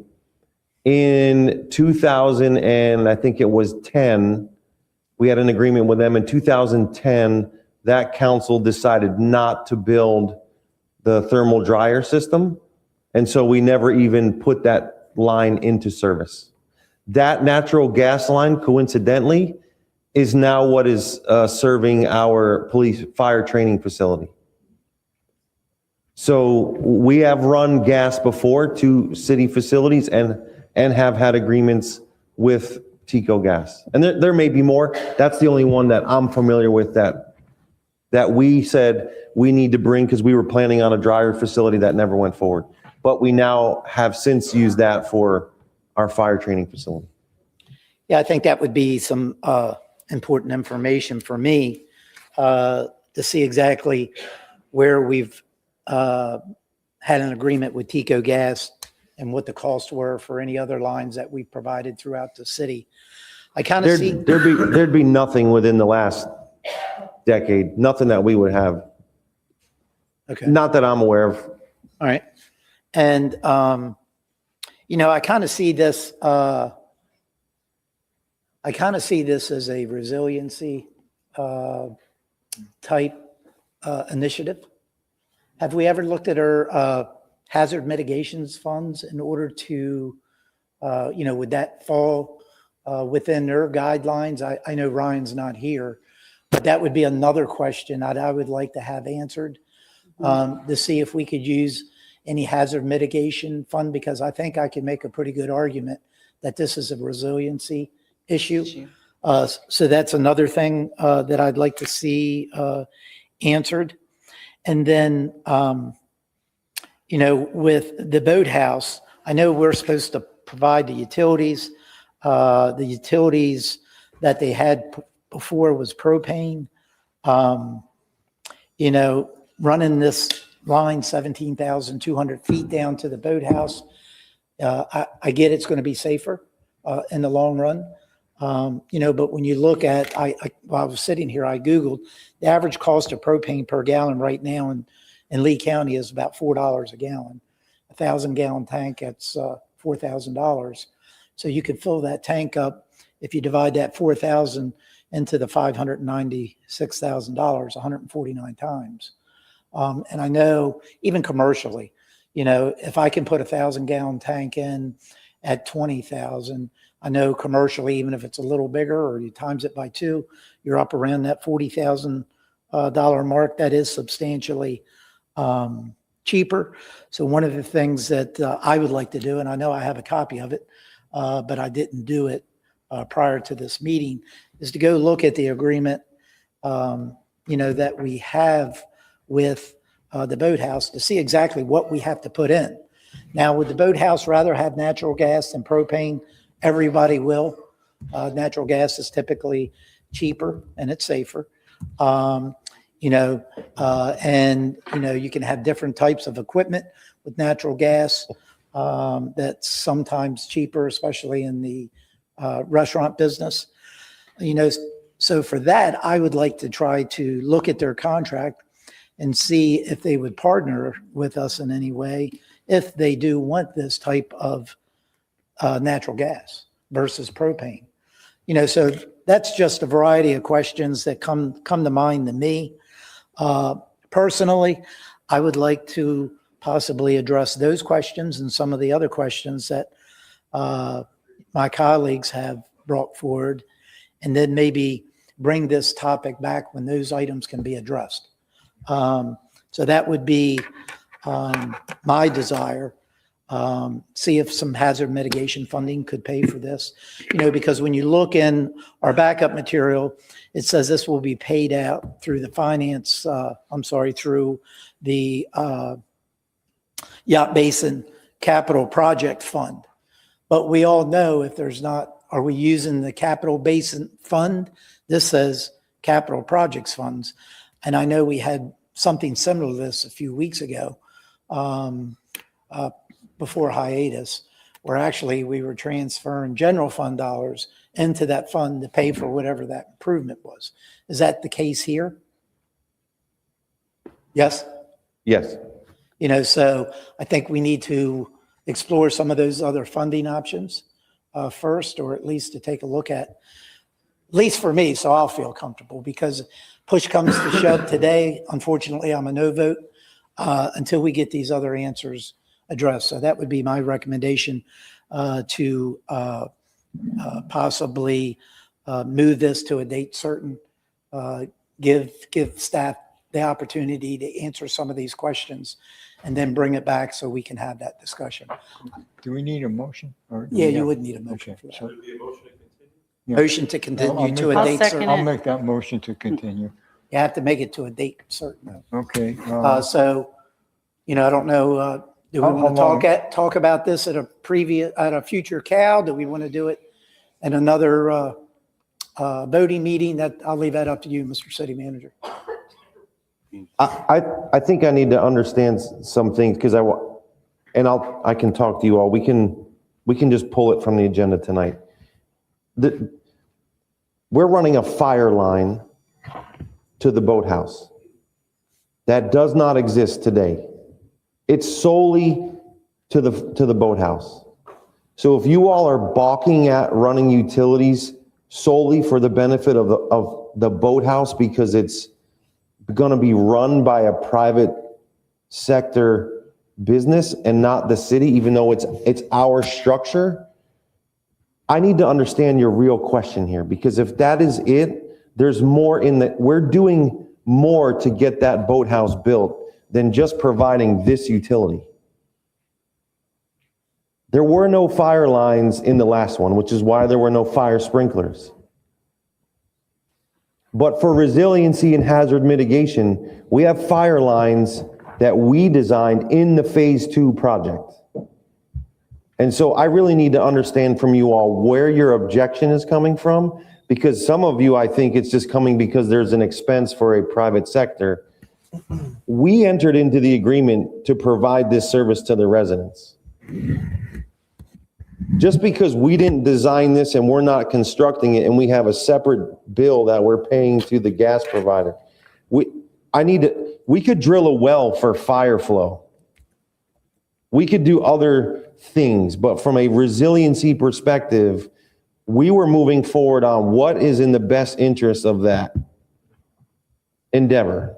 Now, and I understand, I completely agree with Councilmember Long. If I were to apportion out the cost of the seawall contract, if I were to apportion out a portion of anything else that gets built there, landscaping, parking, curbing, utilities, 100%, the 1-year ROI is not even close. So I really need to understand where your core concern is coming from. Because if it's going to require me to start doing things against the agreement, then I need to have a discussion with the city attorney. Or we will need to be. If not, if it's just about cost, we'll produce to you the cost benefit analysis for the tank versus the line and make a decision on that. But there are more than just this. And I'll give you the section to look at, 1.56. The city shall provide motor vehicle and pedestrian access to the concession area structures and appropriate utilities prior to the construction of the project. So if we want to do an alternate form that is going to change his design and our design, I need, like I said, I'm going to need time to explore where that fits on the site, how big the tank is, and so forth. The least amount of space needed is for this line. And when we were talking about expanding the beach and providing the number one amenities that the community wanted, taking up space for a tank was not in the consensus of what the community was asking for then. I understand community sentiment may have changed, but it's important to understand why. Thank you. Councilmember Kilrain. Yeah, are we under a motion right now? Did we make a motion to approve yet or no? We're just discussion? You made a motion to continue, but I don't believe anybody seconded it. Okay. And there was not, it was But we seconded, needed a date. but we just needed a date certain. Yeah. And then I had heard from the city manager that we could just pull the item. So, Mr. City Attorney, should we continue this to a date certain, or do we have an opportunity to pull the item, get some additional information, and then put it on a future agenda? I would recommend withdrawing the motion and then letting administration do what they need to do and bring the matter back up before the council. Then I will withdraw my motion. Okay. All right. Councilmember Long? Yeah, just to answer the city manager's question, I guess, as far as where the objection is coming from, I fully understand that we've got a ton of money. Frankly, for a lot of those reasons that you decided, I don't think we're ever going to make money back on it. That wasn't the point. You know, one of the first discussions we had when I came in years ago, you know, we looked at Sunsplash, we looked at the golf course, and I'm like, what the heck is going on here? We're bleeding money. And the idea was it's an amenity. And I get that. And I've always been trying to correct those two things between a public amenity and a business, because it's different and the things are different. So I fully understand that. Just for me, my objection with this particular item, and you kind of said it, I don't know whether you meant it that way, but you stated that you didn't explore the cheaper alternatives prior to bringing us the Bentley option, right? So the previous, the cheaper alternatives were already there. They were operating their previous, obviously we have to go back and do it again, but that's how they operated in the past, was via buried propane, if I understand correctly. So for me, my It's objection. because we prioritize safety over. Well, that's why That's why I hopefully showed you. out of these I showed you the discussions- pictures of why. Yeah, I get it. Yeah, but I mean, again, and that's the information that we need, and now we have it, and maybe we'll get more of it with regards to what the cost is, and I guess to that end, how much we want to pay for that safety versus not, and that's on us, right? But for me, that's where my objection is hey, look, I mean, we didn't explore those options. We automatically went to, you know, arguably the most expensive by design or not. Obviously, the underlying reason was safety, sure. But I would have liked to have the other information as well. So that's for me where my objection is coming from. We can, and I'll get that. And that's fine. If we want to change course there, my concern is if it's just about doing anything related to underground utilities, because I've heard that loud and clear from members of the community and some members of council.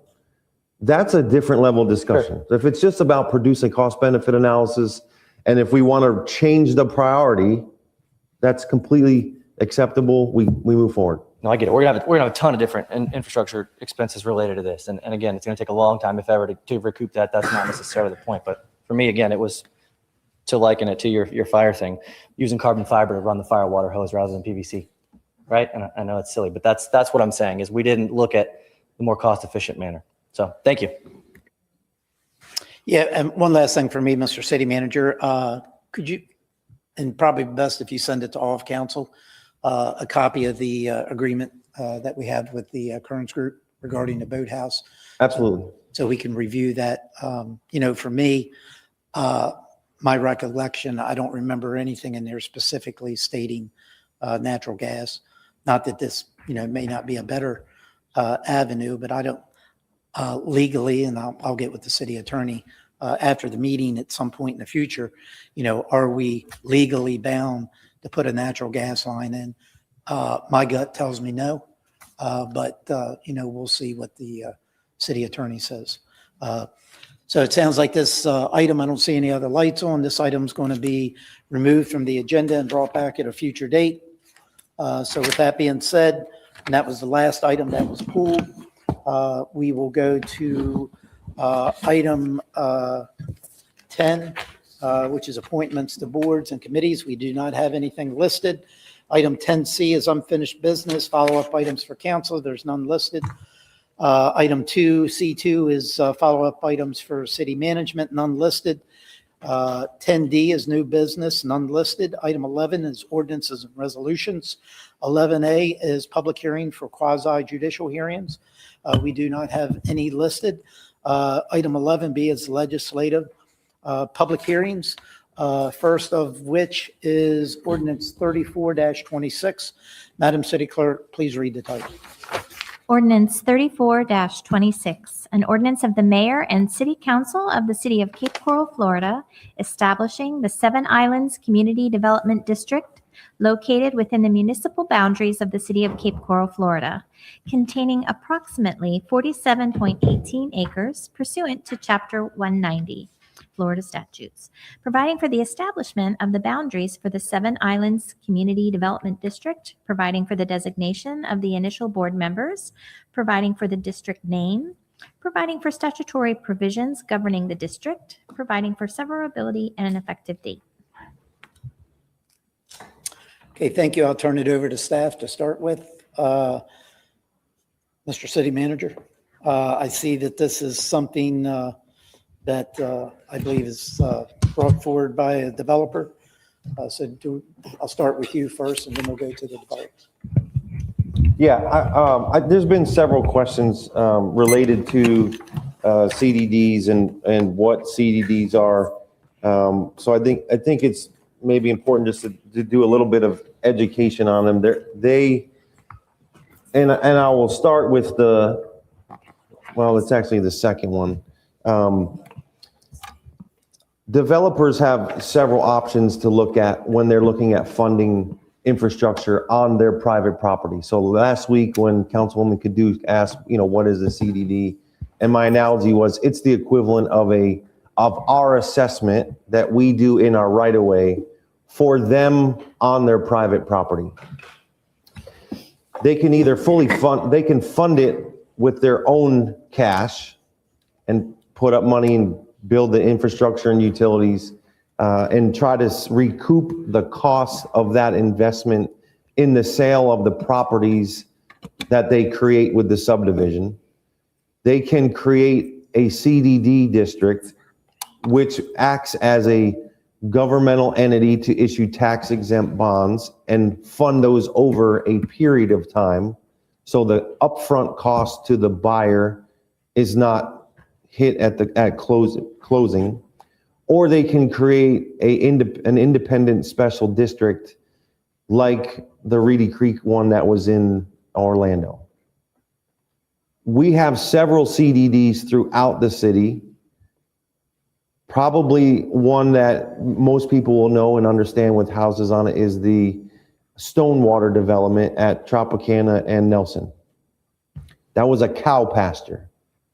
So prior to them creating all those lots in there and putting in the lift stations and the water and sewer, they established a CDD to take out bonds, created those lots, used those bonds to provide the public infrastructure, and the owners inside of the Stonewater development are repaying for that infrastructure cost through their CDD assessment. It's very similar to our assessment to put in water and sewer, but it's on private property in a development. That is less of a governmental entity than an independent special district. The independent special district has control over zoning, has control over land use, setbacks, and a whole slew of other things. And so we always prefer that if a developer is looking to put in some type of district, that it's not an independent special district that would allow them to have home rule over our home rule in setting zoning and land use in the city. We always prefer, and in fact, we have the right to oppose an independent special district, and we exercise that right when we're asked for it. So I just wanted to kind of lay out the general CDD and what they are, how they function. CDDs have a board, just like for our assessments, our citizens have city council.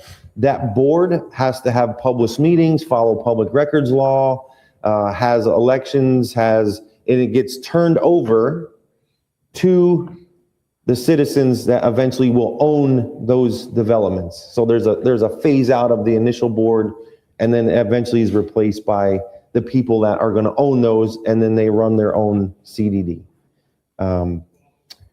Anything else I missed? That's general. Yep. Thank you. With that, I don't know I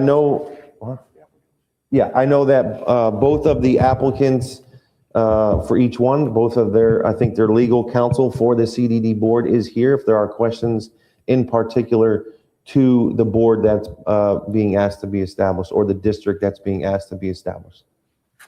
Thank you.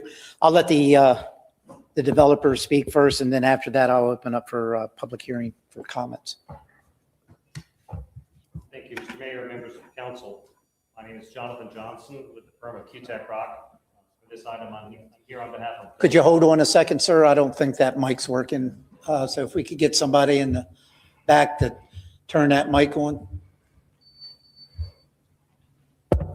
There, try it now. There we go. I'll start over. Thank you. Jonathan Johnson with the firm of QTech Rock on behalf of Gulf Gateway Resort and Marina. Appreciate the opportunity to be here. Just to follow on to the comments of city management, I'll just note for the record, this petition was filed in May of this year. Public notice pursuant to section 190.005 has been provided, and those proofs of publication for tonight's hearing are on file. You have in your materials not only our petition with various exhibits. I think you have a PowerPoint of basic 101 on CDDs. I don't propose to go through all those documents. I just want to hit a few highlights about what your vote does tonight as we ask for your support. What your vote does not do, it does not change the entitlements or what may be built on the Seven Islands project in one way or another whatsoever. The statute is very clear. This is not a growth management decision. The decisions about how many residential units, how many hotel units, you've already made those decisions in the context of your development approvals. And the statute is very clear, and our petition is very clear that nothing about your vote tonight will change that. As the city manager noted, your vote tonight will also not change one bit of the regulatory authority that you will continue to exercise over the development of the Seven Islands project. Your comprehensive plan, your building code, your environmental regulations, and those of other regulatory agencies remain intact. And that's also made very clear in section 190.003, 004, and 012. The decision that we are asking you to make tonight is what kind of entity will finance and then ultimately operate and maintain the infrastructure for Seven Islands. And we think that the materials before you evidence that a CDD is the best alternative for this project, particularly because those assessments are collected only on the property within Seven Islands, not on any other property within the city of Cape Coral. And they are collected on the Lee County tax roll, which means a CDD is a very bankable entity. So that whether we're talking about future remediation or repairs, or whether we're talking about hurricane recovery, it's a bankable entity that can obtain those funds and act quickly for the community while waiting through the FEMA process, for example. It also means that you'll be putting in place an entity for the actions of Seven Islands that will take place in the sunshine with transparency, unlike a privately funded real estate project that was referenced by city management. All of the things that the CDD does will have to take place in the sunshine, just as you are. All of the documents will be public record. The board members will be subject to the code of ethics. So all of those trappings of government come along when you elect to put a CDD on a project, as you have in some other places in the city. I will reference briefly the timing. We think the timing is very appropriate tonight. We've been through a several-month review process with staff. From here, this is really just the beginning. With your favorable vote tonight, the CDD itself will have to hold a number of public meetings, public hearings, retaining staff, and ultimately making decisions about the specifics of what may be funded out of that petition and how those assessments are going to be levied and collected. All of that has to be done before the district can go through what is required under Chapter 190 and Chapter 75, which is bond validation. No CDD in the state of Florida can issue bonds unless those bonds have been approved by the circuit court, in this instance in Lee County. And that court will tell us that yes, we may issue bonds up to an X amount and for very specific projects as outlined in the petition. Once the court does that, those funds are held by an independent bank, a trustee bank, an authorized trustee under the laws of the state of Florida, and they can only be expended for the obligations on this Seven Islands project. So that timing is from today, about a 9-month process. It could be a little quicker, it can be a little longer. So that takes us well into 2027, and that's why we're here with you tonight. In conclusion, I would just say that we believe that the materials that we've submitted evidence our compliance with Chapter 190, our compliance with the factors that are set forth in 190.005. We concur in your staff's recommendation of approval, and we would have hope for your favorable vote. I'm happy to answer any questions you have. Okay, thank you, sir. I'll now open up public hearing. Anyone wishing to speak on ordinance 34-26, please come forward.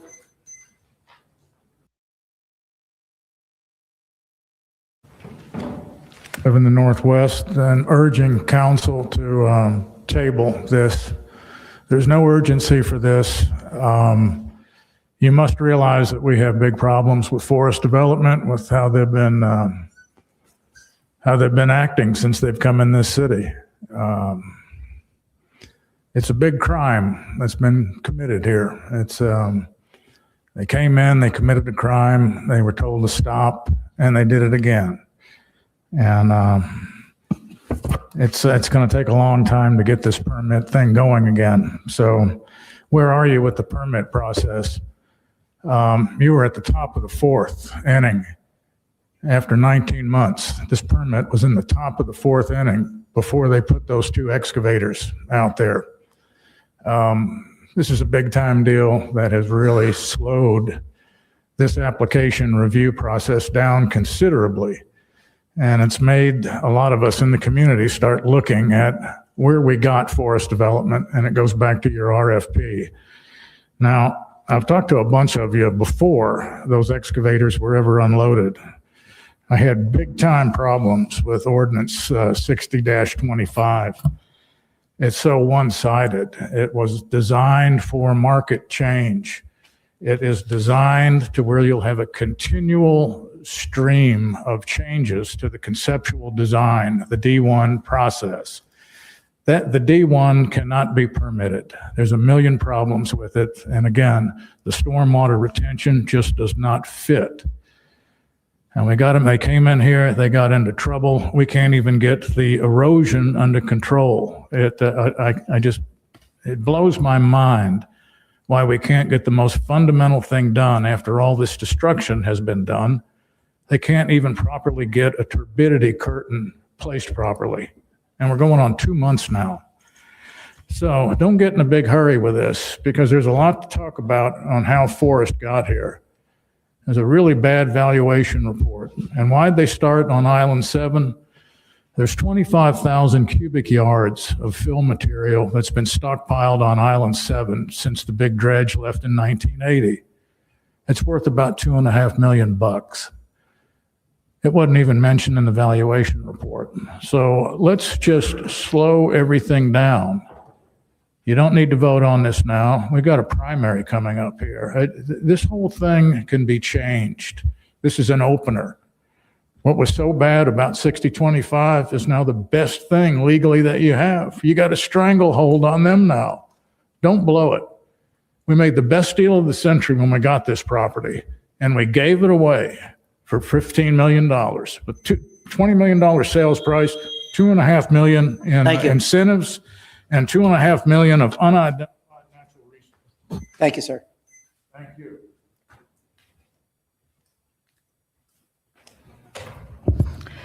My name is Marie Kavanaugh, and before you do this Seven Islands thing, before you allow them to put a shovel to the dirt, you need to make them restore all of the mangroves they destroyed. They not only destroyed them once, they went back the next day or next couple days, destroyed them again. I mean, we've got issues with flooding. I mean, these people aren't doing anything to do that. And it's the developer. I don't care who actually pulled the mangroves. Ultimately, the developer is responsible. They hired subcontractors, or subcontractors hired subcontractors. Who knows? But I have a feeling the old saying of better to ask forgiveness than permission was used in the destruction of the mangroves. Also, I want to call attention to the fact that neither the mayor nor Dan Shepherd had the courtesy or decency to respond to our invitation for the mayoral debate tomorrow evening. Ma'am, this has nothing to do with this hearing. So please direct your comments to this hearing, ordinance 34-26.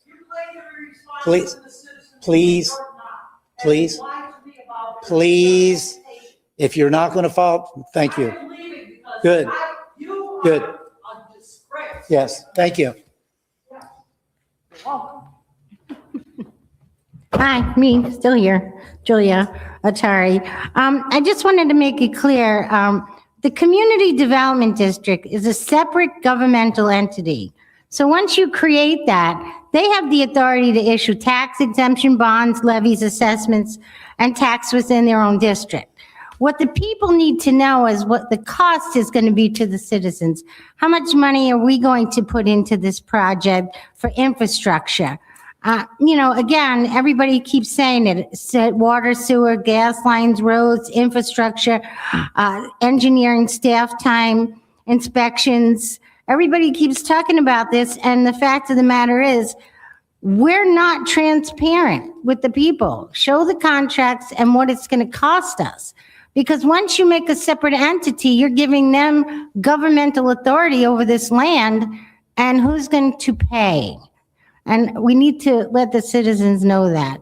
As far as the mangroves, I disagree. I believe it was up to our city manager to oversee that permit. He had the responsibility to make sure those mangroves were not removed, and he did not do that. We have people on staff, Lord knows we pay them well enough. Before those mangroves were removed, he should have had eyes on it. That's our job. Thank you. Anyone else wishing to speak with ordinance 34-26? Please come forward. Seeing none, public hearing is now closed. And I will entertain a motion regarding 34-26 before I open it up to the council for discussion. Motion to approve. Second. Okay, and Councilmember Kaduka. Thank you, Mayor. I turned my light on so long ago the city manager was talking, and the Seven Islands Legal Counsel did discuss this, but I think it's important for our legal counsel to also talk about this. Chapter 190, if you could just give a brief overview. Chapter 190 is what controls a community development district. There are requirements that must be satisfied within Chapter 190 before it could be approved. What has been uttered so far by the general public is not amounted to a legal basis by way of which you would enter a motion of denial. So what we have here is a situation where, and I'm not going to speak on behalf of their counsel, is we have pursuant to 190.005, the requirements that have in fact been satisfied by the filings, have in fact been satisfied by the presentation of their legal counsel, and everything that so far has been presented is not legally sufficient for denial. If you were to ultimately denial, that would be a basis by way of which we'd be potentially looking at a legal challenge. So as it stands right now, there has been nothing been presented that would be contrary to the requirements of Chapter 190. And more specifically, and again, I don't want to speak on behalf of their counsel, the cost associated with the infrastructure improvements are borne, and I repeat, are borne exclusively by the individuals within the community development district. They are not borne by any other residents or citizens of the city of Cape Coral. So that was a misstatement of the law, and that needs to be clarified. these individuals who may acquire an interest in that property will be responsible for remitting the costs associated with those infrastructure improvements. So I don't want there to be a mischaracterization of the statutory law. Thank you. So just to be clear, if we denied this, we would be then facing a lawsuit. You would have to articulate a legal basis for denial pursuant to Chapter 190. And so far, based on my review of the documents, I have found nothing to support that denial because they have submitted all the appropriate documents consistent with Chapter 190. Thank you. Thank you, Mayor. Councilmember Steinke? Thank you, Mayor. Just a quick question. I don't know if our Public Works could speak to it or not, but there was some claim, and I'm not an engineer, there's some claim that the drainage design would never be sufficient at Seven Islands. Has there been some assessment of whether their drainage design will do the job, won't do the job? Just make sure we're listening to facts.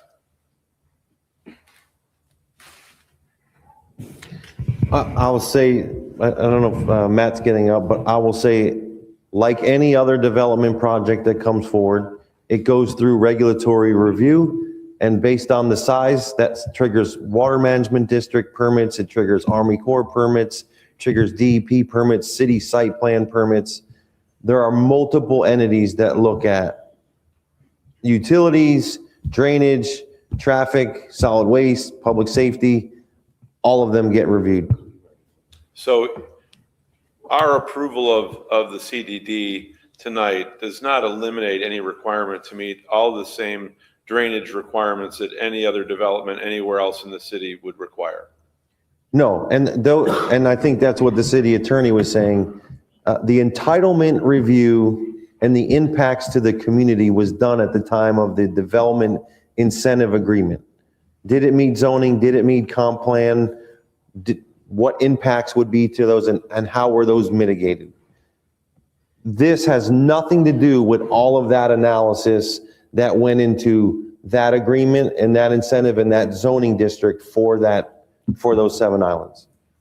Okay, thank you. And the issue around the mangroves and who's responsible for supervising that work and who's responsible for making sure that regulations are met. Obviously, that is being undertaken now, although there certainly there were claims about not having a silt fence or a turbidity screen. Are they at a stage where there should be a turbidity screen and a silt fence at this point? And if so, and it's not there, then whose responsibility is it? So let's start off with the responsibility, because I think what's being misunderstood is when we were initially discussing the incentive agreement and the developers agreement, we as a city allowed Forest Development and their environmental consultant to submit for the Army Corps of Engineers marine activity permit on our behalf. So the application that went in had my name on it as the applicant because we as a city owned it. But that responsibility was, they were deemed to be an agent of the city through our agreement and through the permit application, saying that their environmental consultant will be handling all RAIs, all requests. That is no different than any other development that we undertake or in the private industry. Agents do the work on behalf of the city. When we sold and closed on the sale of the project, that responsibility of who owns it is theirs.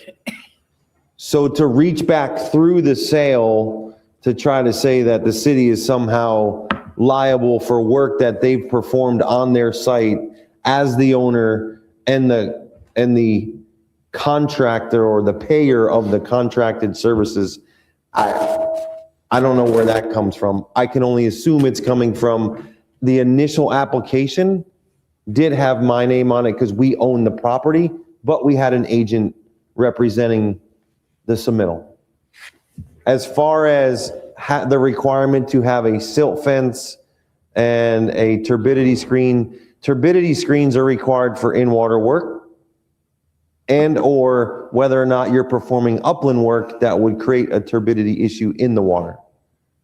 Those are regulated by, again, all in-water work is regulated by Water Management District, DEP, and Army Corps of Engineers. We have no jurisdiction. We are just like a developer in relation to in-water work. We have to submit to those regulatory agencies just as everybody else does. No waiver, no on par with them. We are just like a developer. So how we would have jurisdiction, again, where that is coming from, I've never seen that in 24 years I've worked for the city. We are subordinate to the Army Corps, the DEP, and the Water Management District when it comes to agency with jurisdiction over water work. Thank you. Okay, thank you. Councilmember Lehman? Yeah. Mr. City Attorney, I have a question. Can this be tabled? I spoke to the to Forest Development today in a Teams meeting, and I'm questioning, with them ripping out the mangroves, whether accidentally or whatever, they have not received. I questioned whether or not they have gotten the permit from the Army Corps of Engineers to replace the mangroves.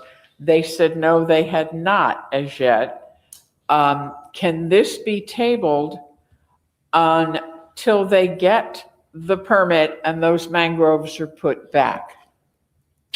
So to answer your question, should the council decide to alter course from the motion that is currently before you, you can do that by continuing this matter to another regular meeting. However, the basis by way of which is this notion of the damage to the mangroves and them having a permit or not is not legally relevant, nor is it appropriate for your consideration regarding the issuance of the CDD pursuant to Chapter 190. Unfortunately, that has been inserted into this proceeding, thereby creating what I would call a red herring. The reality of it is there is no legal requirement for what occurred, which is a violation of a separate law that has no bearing nor applicability as to whether or not right now this council has received what it needs to know for issuance of that CDD pursuant to the requirements of Chapter 190. To answer your question, yes, but not bootstrapping that.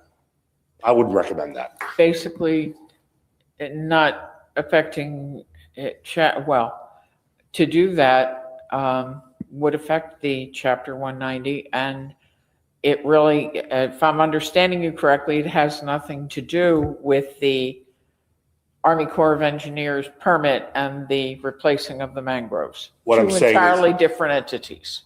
What I'm saying is what occurred regarding the damage to the mangroves and the destruction of the mangroves, that has no legal bearing or applicability as to the approval of the CDD pursuant to the okay. requirements of Chapter 190. Thank you. Thank you for the clarification. Yeah, just one quick comment. For me, the statute's fairly clear. If they meet the criteria, or if they don't meet the criteria, it's our obligation to relay why we think that we shouldn't approve the CDD request. For me, I feel that, the requirements have been met. This has nothing, as their attorney said earlier in his beginning statements, has nothing to do with the development agreement. They already had that by right. They've purchased the property. They own the property.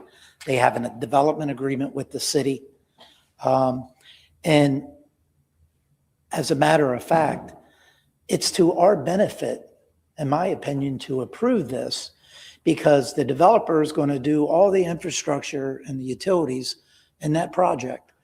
Now, what they're going to do is offset their expenses and go back and charge all of the property owners who live within that district. That's how this works. They do hundreds of these type of CDDs throughout the state, throughout the country.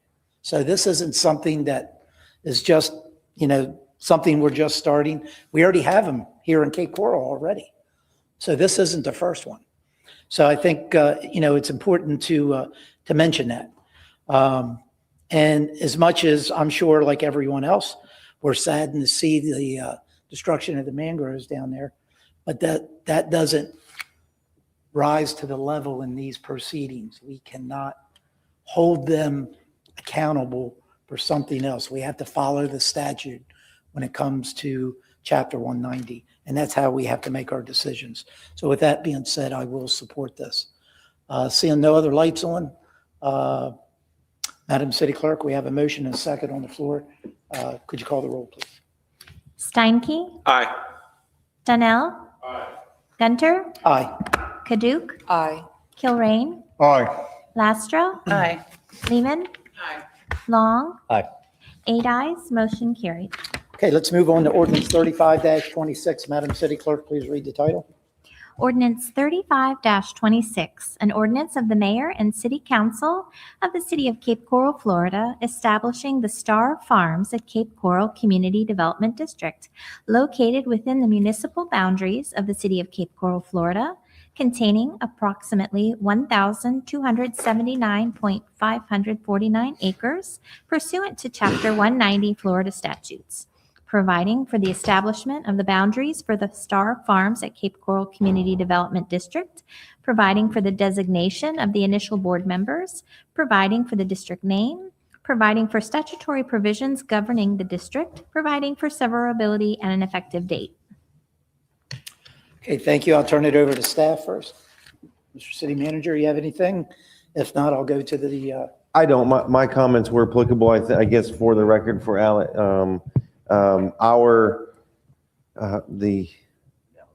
The analysis for the comp plan and the zoning was all done at the time of establishing the agreement that we have for Hudson Creek, now known as Star Farms. okay, thank you. I'll turn it over to the applicant. Thank you, Mr. Mayor. Members of the council, again, Jonathan Johnson, Kutek Rock, 107 West College, 32301, on behalf of 4-Star USA Real Estate Group. Thank you to you and your staff for the opportunity to move this petition forward. For the record, it was also filed in May of this year. The public hearing notices in accordance with 190.005 have been published, and those proofs of publication are on file for today's hearing. You may recall that we were in front of you in October of 2025 discussing an independent special district. We heard very loud and clear from you that your preference was for a CDD and not some other form of district. So we've retooled, filed the petition, and that is the process that brought us here tonight. I will just reiterate a few things that I think you may already know, but I did hear some concerns during public comment that something about your vote tonight was going to put additional rooftops on this property, was going to put additional traffic on the roads.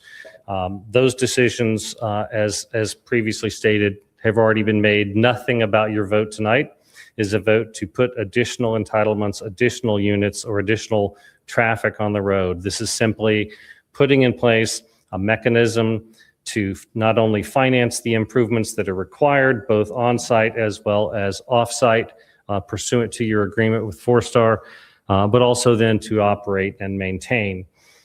As I think you may know, a CDD, the assessments are only levied on the property within the boundaries of the CDD. It does not impact any other resident or property owner within the city of Cape Coral.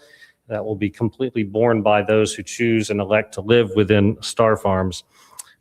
It is collected on the Lee County tax roll, which makes it a very bankable entity, and it will be operated in accordance with Florida's public records law, Florida's sunshine law. So anything you wish to know about what's going on at Star Farms with a CDD it brings that transparency to you as opposed to if it were done privately through developer financing and a property owners association for maintenance.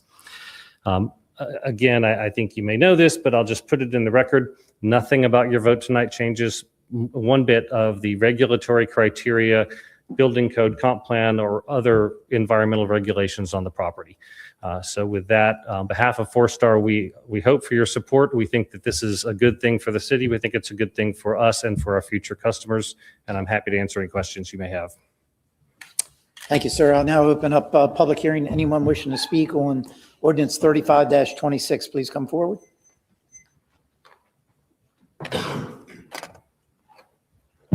Charles Crane. First of all, the input from the city attorney, thank you very much. Wonder upon wonders. It's good because it really clarified for me what was going on. There's an educational issue here. And I guess I had to go back and look for the Hudson Creek plans and drawings. There's hundreds of pages of plans and drawings. There's thousands of houses. What people are worried about is if it's going to cost the citizens any money. And I know that doesn't affect your vote tonight, but as we go forward with this project, you need to make this clear.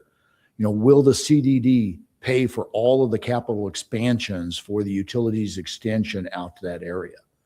I know you don't have to answer that now, but that's something everybody wants to know about, including like the new North Reclamation Plant. I mean, are we funding that? Are they funding that? Are we partially funding that? That needs to be discussed as we go through the UEP costs for those areas.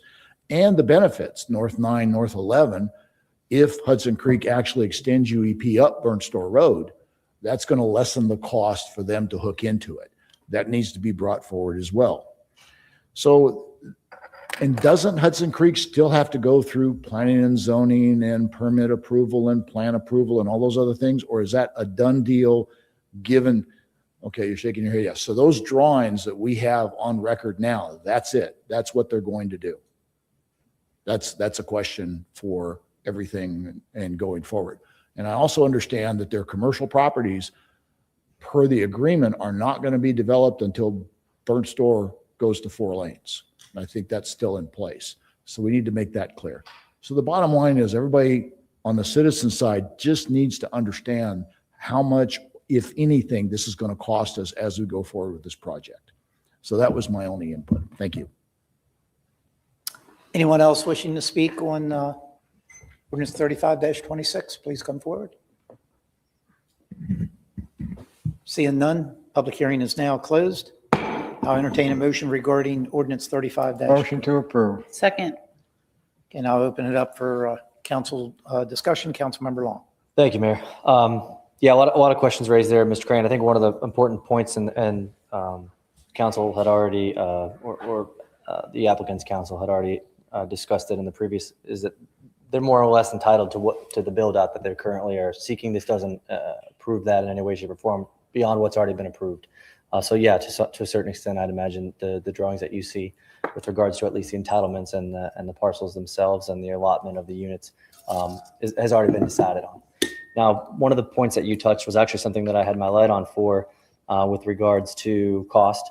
One of the things for me when that decision was made to allow for that development was that the benefit that we were bringing was the fact that we had negotiated with them to bring utilities up Burnt Store Road to the project, which would quite the opposite of what you had alluded to. It would reduce the cost of the residents in the future by allowing us to tap into that system that otherwise would not have been up that corridor in that manner for many, many more years. And so I just want to make sure that this CDD, it's mostly rhetorical, but I want it on the record, in no way, shape, or form allows them to circumvent their obligations under that requirement as it pertains to the UEP running up. You are correct, Councilmember Long, and in fact, I think I know that they're required to fund all of that on their own, and that is currently in a process right now. They are in fact putting in those lines as we speak today.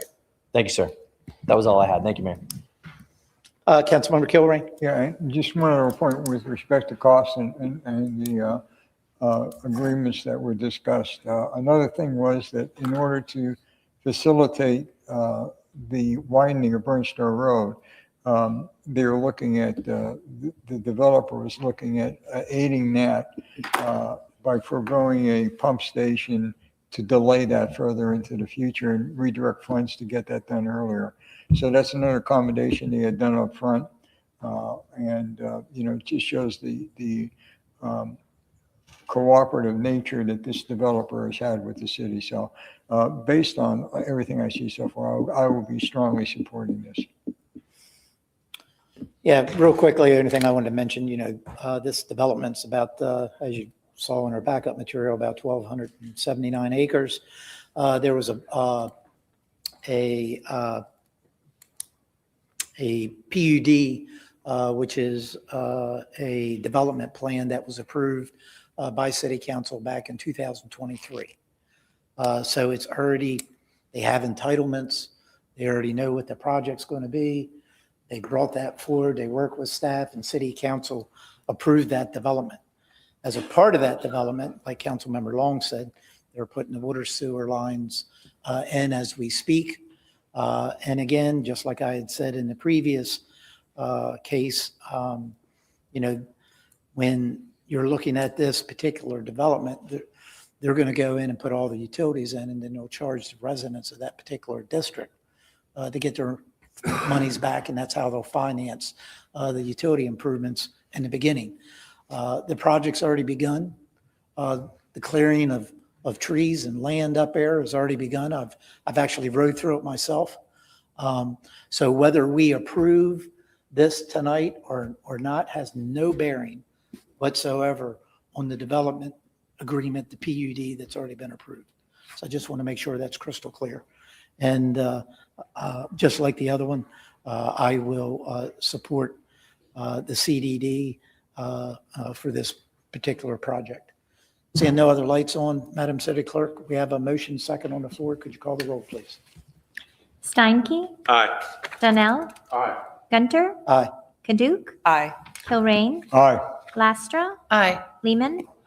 Long? Aye. 8 ayes, motion carried. Okay, let's move on to Resolution 194-26. Madam City Clerk, please read the title. Resolution 194-26, a resolution of the mayor and city council of the city of Cape Coral, Florida, authorizing the city manager to send a proposed millage rate of 5.1988 mils for general operating purposes, a rolled back millage rate of 5.1988 mils, and a proposed millage rate of 0.1554 mils for the park's voted debt service to the property appraiser for fiscal year 2027. Setting public hearing dates, providing for notice pursuant to truth and millage regulations, and providing for an effective date. Okay, thank you. I'll turn it over to staff. All right. Good evening, Mayor and Council. Nicole Reitler, Deputy Financial Services Director. This evening, I'm going to walk you through Resolution 194-26. All right. The purpose of today's presentation is to set a millage rate and our public hearing dates. Per Florida Statute 200.065, the city is required to set a proposed millage rate and provide notification to the property appraiser's office within 35 days of certification of our taxable values, or August 4th, for the development of our trim notices that will go out to our residents in August. The millage rate we are setting today is our not to exceed rate, whereas the final rate we set will be at our public hearings in September. Setting a millage rate impacts your ad valorem taxes for the city. The city's general operations are funded through our ad valorem, or property taxes, and they are calculated using a millage rate per $1,000 of taxable value. The city manager's proposed budget for fiscal year 2027 is based on a millage rate of 5.1988 mils for the general fund and 0.1554 for the park's debt service bond. At the July 15th budget workshop, the City Council came to a consensus and established the not-to-exceed millage rate at 5.1988 mils for general fund operations. The chart before you shows the millage rate history from fiscal year 2026 that we adopted at a millage rate of 5.1471, bringing in $157.9 million in budgeted revenue. Based on the July 1st property appraiser values, the rolled back calculation for fiscal year 2027 is 5.1988. The city manager's proposed budget for 2027 utilizes that rolled back rate for 165.193,456 in budgeted revenues. Based on that July 15th budget workshop, council provided direction for the not to exceed to be calculated at the rolled back rate of 5.1988 mils. In 2018, voters authorized a $60 million general obligation bond for our parks. As of 2024, all of the debt has been issued. In fiscal year 2027, the debt service payment is $4,936,987 for that debt. Based on our July 1st values, the millage rate to support that debt service is going to be 0.1554. An overview of our general fund proposed budget for fiscal year 2027. Our personnel services represent 57.11% of the total budget, or $162.7 million. Operating represents 26.35%, $75.1 million. Capital outlay comes in at 4.12%, or $11.7 million. Debt service of $1.2 million, or 0.42%. And lastly, $34.2 million, or 12% for our others or transfers out, for a total general fund proposed budget of $285,012,674 for 2027. Some important dates to highlight and remember. Our first public hearing is set for Thursday, September 5th or September 10th, 2026 at 5:05 p.m. There you will approve a tentative millage rate and a proposed budget. Our final public hearing is set for Thursday, September 24th at 5:05 p.m., where you will adopt that final millage and set your final adopted budget.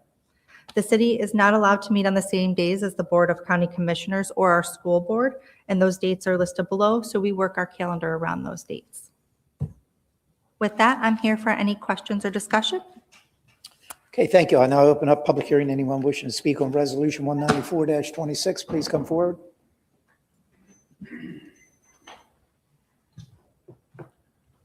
It's very simple. If Charles Crane, by the way, if Mike puts 24 inches of water back in Basin 4, I can be fishing instead of standing here. Okay, millage rate increase, 51471 or 5198. This is going to be a critical question. It's going to be very interesting to see how everybody votes. There's really no need to increase from 51471, as I've shown. There's plenty of money laying around in the budget. I've already shown that. But there is a need to set it as high a baseline as possible because FY28's ad valorem roll-up rate depends on the amount of ad valorem taxes you collect this year.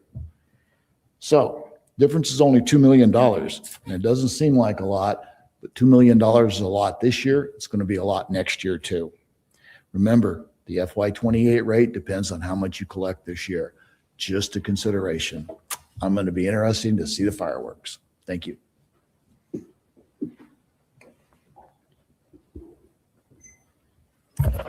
Hello, Tom Shadrack. Just more later on the general fund rate. I'll talk about that later. But my first question here, we're here for a hearing, I think, to approve a millage rate to send to the Lee County. That's based on a proposed rate. I don't think we've got the proposed budget yet from the city manager. I know we had some PowerPoint charts, we've had some discussion, but I looked on the website today and there was not a proposed budget out there yet. So curious about the legality of a hearing and sending something to Lee County when we haven't seen a signed proposed budget by the city manager yet. I think historically, for the last 7 years, I think the proposed budget has always been out before we've actually had this hearing. So I might be wrong. That's just my thoughts. My real issue here of talking now is the go-bond millage rate. We usually don't talk much about that, but I see that the value is the same as last year that's going to be created. But we also collected $440,000 in interest revenue on the escrow account from the bond. You know, I've talked about slush funds on interest rates, but we've had that money, but the value is the same when we should be applying that interest revenue so this taxpayers don't have to pay as much yearly. And I think we'll probably even have 600,000 in interest revenue on that escrow account this year. So why is the number the same on what we're going to collect from the millage rate when we have all this revenue? I think so far in the interest revenue on the GO bonds, it's been $2 million revenue. Has that been applied to the millage factor? Should be, here's what we need to put in the escrow account. Here's the interest we need to pay. Subtract the interest we've earned on that escrow account before we compute the millage rate that the residents need to pay. That's my suggestion. And maybe that's happening, but I understand, why is the number the same? It should be less if we can apply that interest revenue. Thank you. Anyone else wishing to speak during public hearing? Seeing none, public hearing is now closed. Is there a motion regarding Resolution 194-26? Motion to approve. Okay, and I will open it up for any council discussion. Councilmember Donnell. Thank you, Mayor. Good afternoon, or good evening, council. I'm looking at my good colleague down there. So here's coming. I apologize. I tried to get you all a PowerPoint of this, but it's just, the last meeting that we had, it troubled me. And when I start talking, sometimes I get lost in my head. So I prepared for, I didn't prepare. Thank you for Connie ran the copies for us, but it's here if you're interested. And Councilmember, my good friend, Councilmember Long, I want to take you at your word. One of the things I've learned, we have to be more efficient in our COW meetings because I'm going to go against the very thing I talk about. But the purpose of these sheets, hopefully, this is one of those few times I'm literally trying to be persuasive, because what we said at the end of the meeting that really troubled me the last few days was that we want to hold the line because we don't know what to do or what's coming down in November. That troubled me. It troubled me for the fact of what exactly the resident said, because what we do today, it has a significant impact on whoever's sitting in these seats moving forward. So having said that, I think there are about 8. If you would, one of finance, or Mr. City Manager, you have someone up there to put this up, because I really want to, it's not going to take long. I know it's a lot, but I'm not going to belabor the point. Will you blow that up for me so they can see? So the purpose of this, ladies and gentlemen, I'm talking, I'll be talking to council, talking to you, but there's so many, it's like watching a movie. When I look at this, and there's so many interpretations out there. So many interpretations. I'm not getting into that. The purpose of this, because I made a statement up here, and I guess it set afire some people when I made the request of what I had said. When I said, we need to increase the millage to 100% of the rollback, and I got hammered for it. So just for the next 5-6 minutes that I'll be talking, and I'll be done, I want you to set aside any kind of philosophical benchmarks that you have for yourself, a foundation. Just follow me from the aspect of being a citizen in the city that we live in. All right? So here we go. And it won't be long. This first slide, ladies and gentlemen, talks about the general fund. There's a budget. Let's just start there. All I've heard was 1.4 billion, 1.4 billion budget. What do you do with the 1.4 billion? You're spending. That's fair. But what we're talking about tonight is the general fund. What we're talking about right now is we're going to vote on this 285 million. There's the number, which represents only 20% of that 1.4 billion. Let's start there. So all the stuff I hear people arguing about and talking about spending, that's not what we're talking about. Would you go to slide 2, please? Because this general fund has to be talking specifically, make sure it better be everything's up there. It's specifically about the departments that are within the city. Now, this budget thing, I already hear it. It's the same thing. The committees. We changed the format, but all the information for months, we've been talking about what's happening. And for months, the city manager and all the department heads have been going through Kaizen events.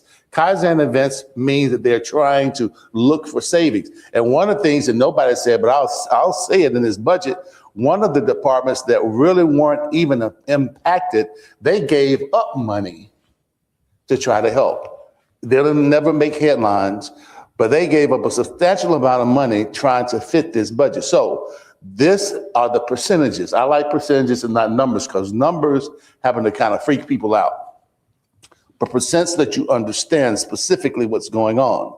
So of this number, this 20% of the huge budget, now you look at the fact that when I've heard up here, public safety, that's what we are for.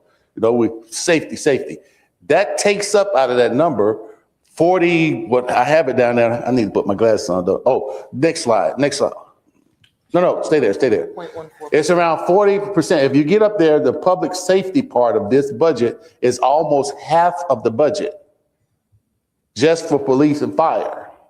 So what we're talking about now is then that other remainder on this slide, let's be specific, there will be about 59% of that just to get the 250. Go back again, one slide.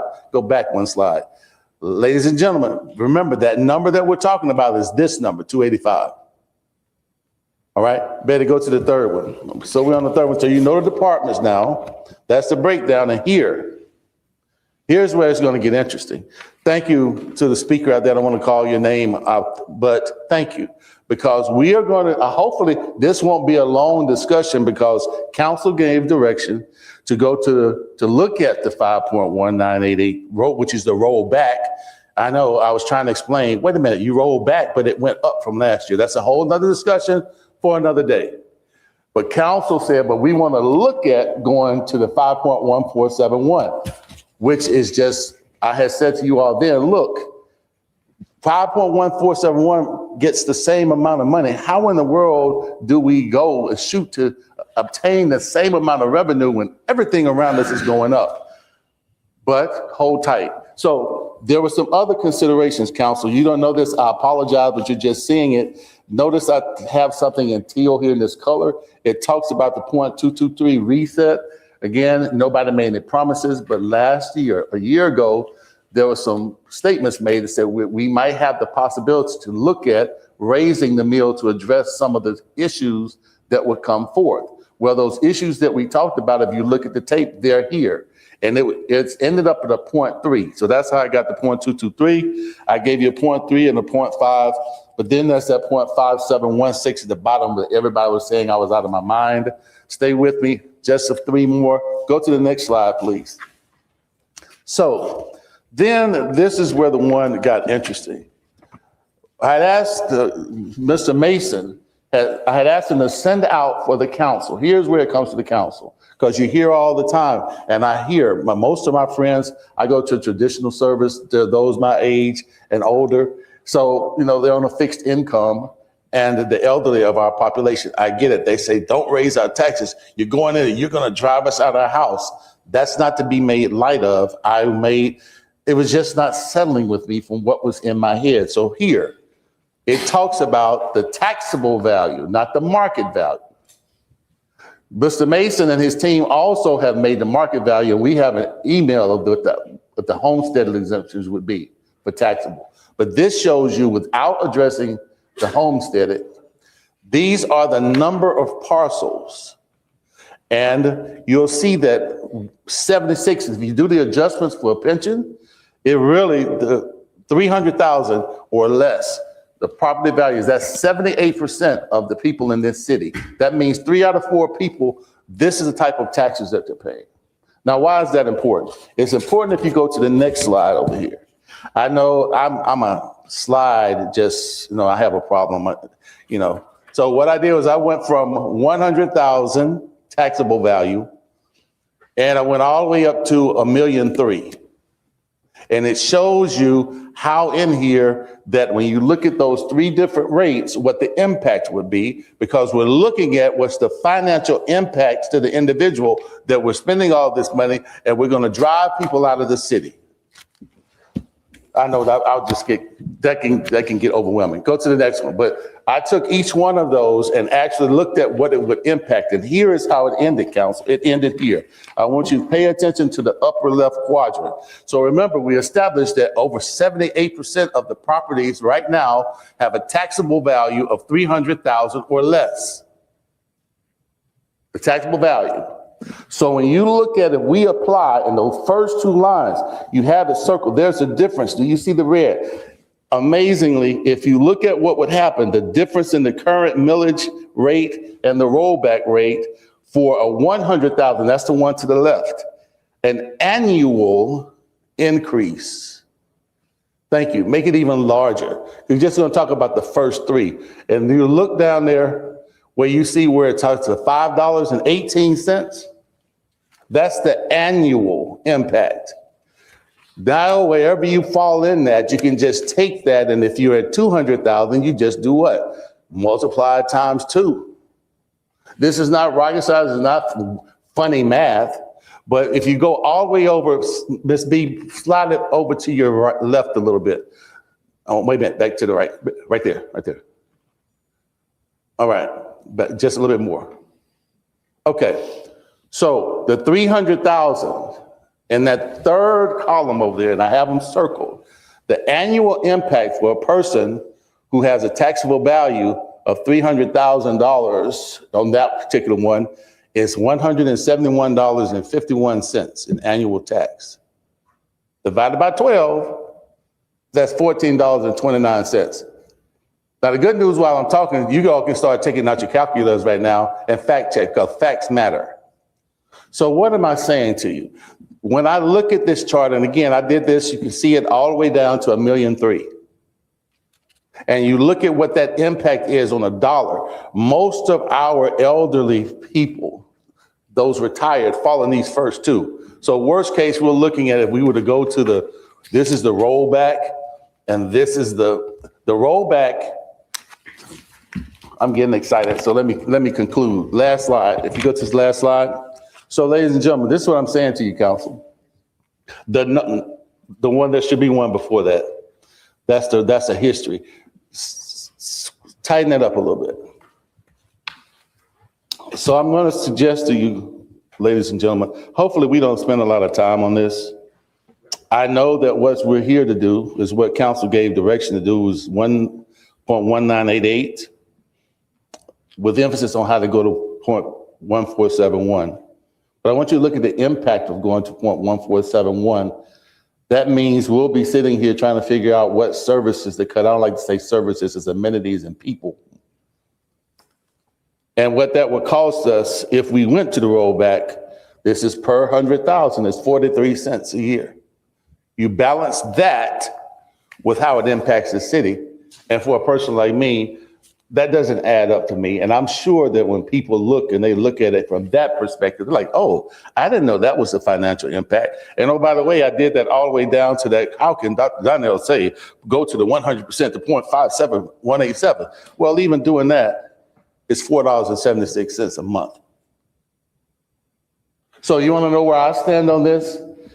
The numbers, and if you go back at the chart, suggest to us to put ourselves in the best financial position would be to go to that 110% so that we can set ourselves up for what happens in November. Oh, they don't pass it. Well, if you look at the millage history, don't put that one up, Betty, but I gave it to you your last sheet.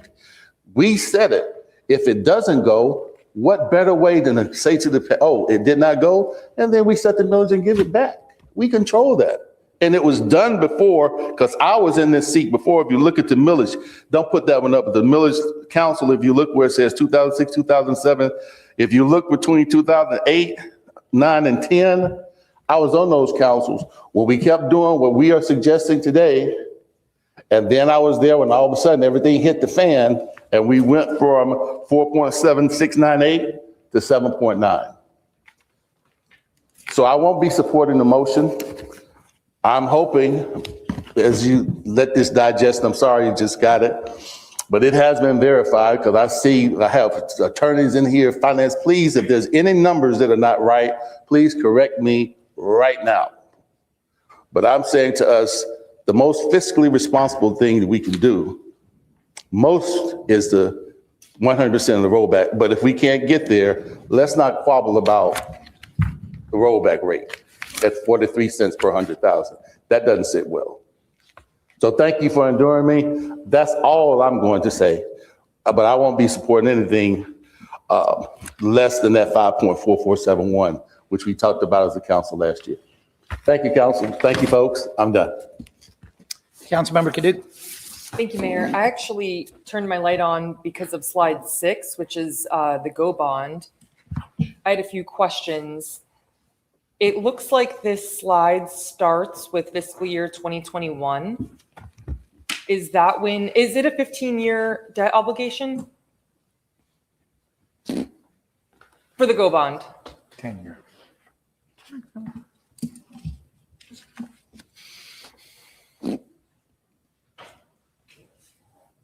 There's 3 debt issues, total of 15 years. And so each debt issue is 15 years. Okay, and did we start in 2021? That was the first year of issued debt? That was the first year that the debts were being repaid. We issued, I think, a $10 million bank loan for 15 years in 2019, 2020. Okay. So fiscal year 2021 is when we first issued the debt being paid back, right? I'm sorry, what was that? That was the first year, fiscal year 21 was the first. Fiscal year 2021 was the first year that it would start to be paid back, yes. Okay, so we have about 8 years left for the 15-year term. So 34.2 million left or so. If I remember correctly, the final year of debt service, I believe, is 2039. Okay. And one of the speakers, I think it was Mr. Shadrack, spoke, how do we come up with this millage rate? I know we're using the property values every year. The millage rate is based upon the property values, based upon the annual debt service. That's what the purpose behind the millage rate is to collect to pay the annual debt service. Okay. I just think this is something that we should pay attention to, because if we know that the taxable values are going down, this is going to go up. So I just wanted that on the record. And we do still have, I mean, I did quick math of what has been issued, and if it's a $60 million GO bond, but is there more? There's more than the 60 million, right? But we only issued the 60 million. We only issued 60 million. Yes, correct. Okay, so we have about 34.2 million left with 8 years left on that. So this is definitely going to be going up in the future. And I just wanted that on the record. Thank you. Okay, seeing no other lights on, we got a motion and a second on the floor. Madam City Clerk, please call the roll. Steinke? Aye. Donnell? No. Gunter? Aye. Paduk? Aye. Kilrain? Aye. Lastra? Aye. Lehman? Long? Aye. 7 ayes, 1 nay, motion carried. Okay, we'll move on to Resolution 174-26. Madam City Clerk, please read the title. Resolution 174-26, a resolution of the mayor and city council of the city of Cape Coral, Florida, approving a stormwater fee for fiscal year 2026 to 2027 that exceeds the maximum amount established for fiscal years 2025 to 2026, and authorizing a public hearing and directing the provision of notice thereof, providing for an effective date. Okay, I'll turn it over to staff. Thank you. Crystal Feast, Financial Services Director. So each year, the city brings forward several annual assessment and fees for your review and approval. These assessments and fees establish the annual rates and fees for essential services for the upcoming fiscal year, authorize their placement on the tax bill, and establish the final public hearing for adoption. So the first of 5 is the fiscal year 2026-2027 stormwater fee, which basically provides a dedicated funding source for the city's stormwater management program and supports the operations, maintenance, and capital improvements needed to protect our neighborhoods, drainage system, and waterways. So Chapter 22 of the City Code of Ordinances requires the city to review and set the stormwater user fee each year in conjunction with the annual budget process. The annual review helps ensure that we continue to proactively fund the infrastructure and maintenance activities necessary to support stormwater service citywide. So tonight we're holding the initial public hearing for the proposed rate, not to exceed rate, and if approved tonight, notices will be sent to taxpayers, and the final public hearing for adoption will be scheduled for August 26th. So just to remind the public of the objectives of the program, the stormwater program focuses on maintaining and improving the city's overall drainage and water management system. This includes operational work such as swale regrading, drainage pipe maintenance and replacement, canal maintenance, street sweeping, vacuum truck operations, right-of-way surface water management, and system inspections. For fiscal year 27, program funding includes $1.8 million in environmental and water quality improvements, $500,000 for flood prevention, and $1.7 million for drainage improvements. The budget also adds one heavy equipment operator, one service worker 3, and a swell crew to support service delivery. Additional capital projects include weir improvements for $3.3 million, Trafalgar drainage improvements at $7.7 million, 83 catch basin replacement at $2.6 million, and Rotary Dog Park stormwater system retrofit at $1 million. In fiscal year 23, the city implemented a stormwater rate study that basically established the framework for rates from fiscal year 24 through 2033. So based on that study and the funding needs associated with enhanced service levels, the proposed rate for fiscal year 27 is $163 per ERU, a $7 increase from last year. And with that, staff is requesting approval of Resolution 17426, which establishes the proposed rate and sets the final public hearing. Thank you. Okay, thank you. I now open up the public hearing. Anyone wishing to speak on Resolution 174-26, please come forward. Charles Crane, this is what happens when I can't go fishing. Stormwater is going up $7 a year. Just for everybody to know, it's going up $9 next year in FY28. Stormwater has a reserve tree in the basement. It's about $12 million in it. Plus, this year we got the Seven Islands refund. I expect a new Stantec study, if it's not already in process, to hit the consent agenda to update this fee from FY30 on. I have this fear that the Stormwater Reserve Fund tree, or the monies collected, are going to help pay for the majority of the old golf course stormwater amusement park. Stormwater already paid for the latest park study. I still don't understand how that got done, but hey, I'm not in this business. Or was it the case of finagling again, using that term literally? Anyway, as we go forward, I just wanted to be clear that how much of the old golf course is going to be paid for by stormwater and how much is going to be paid for by Parks and Rec. That's my fear. Thanks.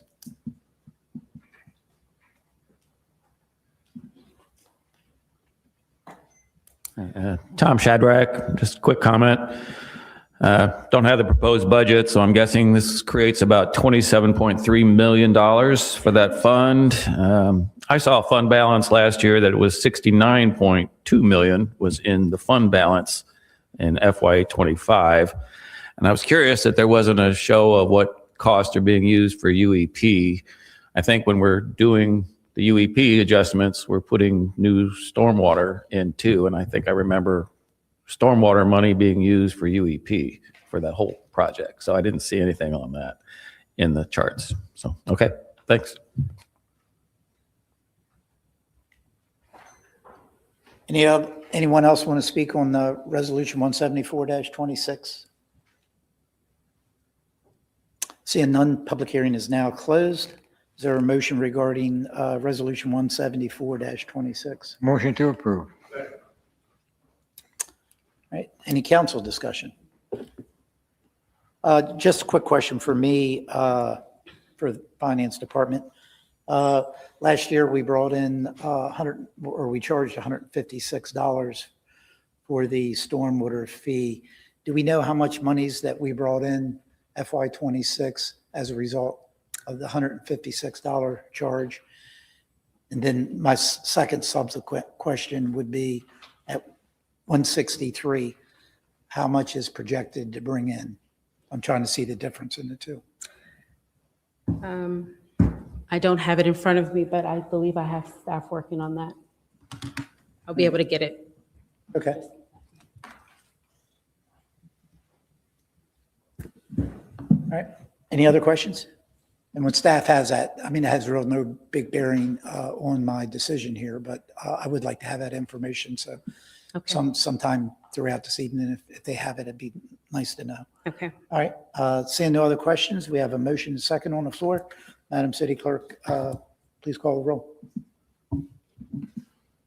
Steinke? Aye. Donnell? Gunter? Aye. Kaduk? Aye. Kilrain? Aye. Lastra? Aye. Lehman? Long? Aye. 8 ayes, motion carried. Okay, we'll move on to Resolution 175-26. Madam City Clerk, please read the title. Resolution 175-26, a resolution of the mayor and city council of the city of Cape Coral, Florida, relating to the city's provision of solid waste collection and disposal services, facilities, and programs, establishing the estimated solid waste cost and assessment rates for the fiscal year beginning October 1st, 2026, directing the preparation of an assessment roll, authorizing a public hearing to consider the adoption of the annual rate resolution, and providing for an effective date. Okay, thank you. I'll turn it over to staff. All right, thank you. Resolution 17526 covers the residential solid waste assessment, which provides the dedicated funding source for our residential garbage collection and disposal services for the upcoming fiscal year. Charges that affect our fiscal year 27 proposed rate include Waste Pro's CPI increase of 2.75%. Per their contract, and Lee County is proposing a 3.25% increase on disposal fees. And our residential, commercial, and commercial collection rates will be set by council at the August 26th council meeting.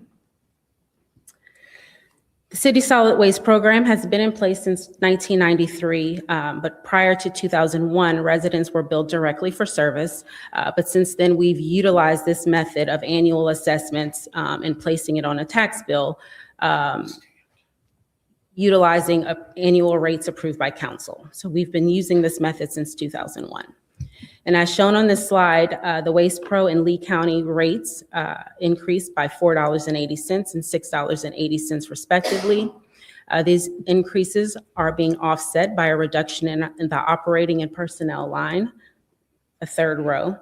Over the last 4 years, this line has carried an elevated rate, if you remember, in anticipation of our contractual rate increases, with those funds earmarked as a reserve for residential debris cleanup. So now that we're nearing the end of our current garbage hauler contract and are on track to have an adequate reserve in place, this line has been reduced so that the total annual rate for next year remains unchanged. And the final slide here highlights the estimated fund balance for the upcoming year. We project the fund balance at the end of the current fiscal year to be at $26.8 million. And based on the proposed rates for fiscal year 27, we expect to generate an estimated surplus of about $8.4 million, resulting in an ending fund balance of approximately $35.3 million as of September 30th, 2027. So at this level, sufficient funds are earmarked for the debris cleanup in our residential neighborhoods, and the program maintains enough reserves to cover the 2 months of solid waste expenditures before the new assessments take place next year.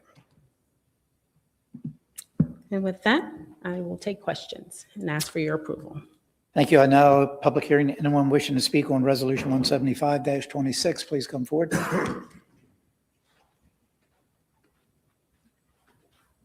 Charles Crane, Mike's going to get the hint. Eventually, you guys will go pour water in my canal basin just to get rid of me. Solid waste is staying the same. Woohoo! Finally, the reserve tree in the basement, which is used for new contract mitigation, solid waste transfer station, disaster debris removal, and city bond rating improvements will grow from 26 to 35.3. Just to keep everyone on the same page, the end of FY26, we will have 26 million on that tree in the basement. So we add that to the $60 million BSR, the $8 million disaster reserve, the $5 million in lot mowing, the $12 million in stormwater. We have over $100 million in disaster reserves. credit preservation reserves at the end of FY26, barring another hurricane. We'll have 125 million at the end of FY27, plus interest. And you just can't seem to carve out some of that $8 million in general fund dedicated disaster reserves to mitigate the impact of HJRES 1F or the interest for that. When does prudent planning end and hoarding begin? That's the question. Thanks.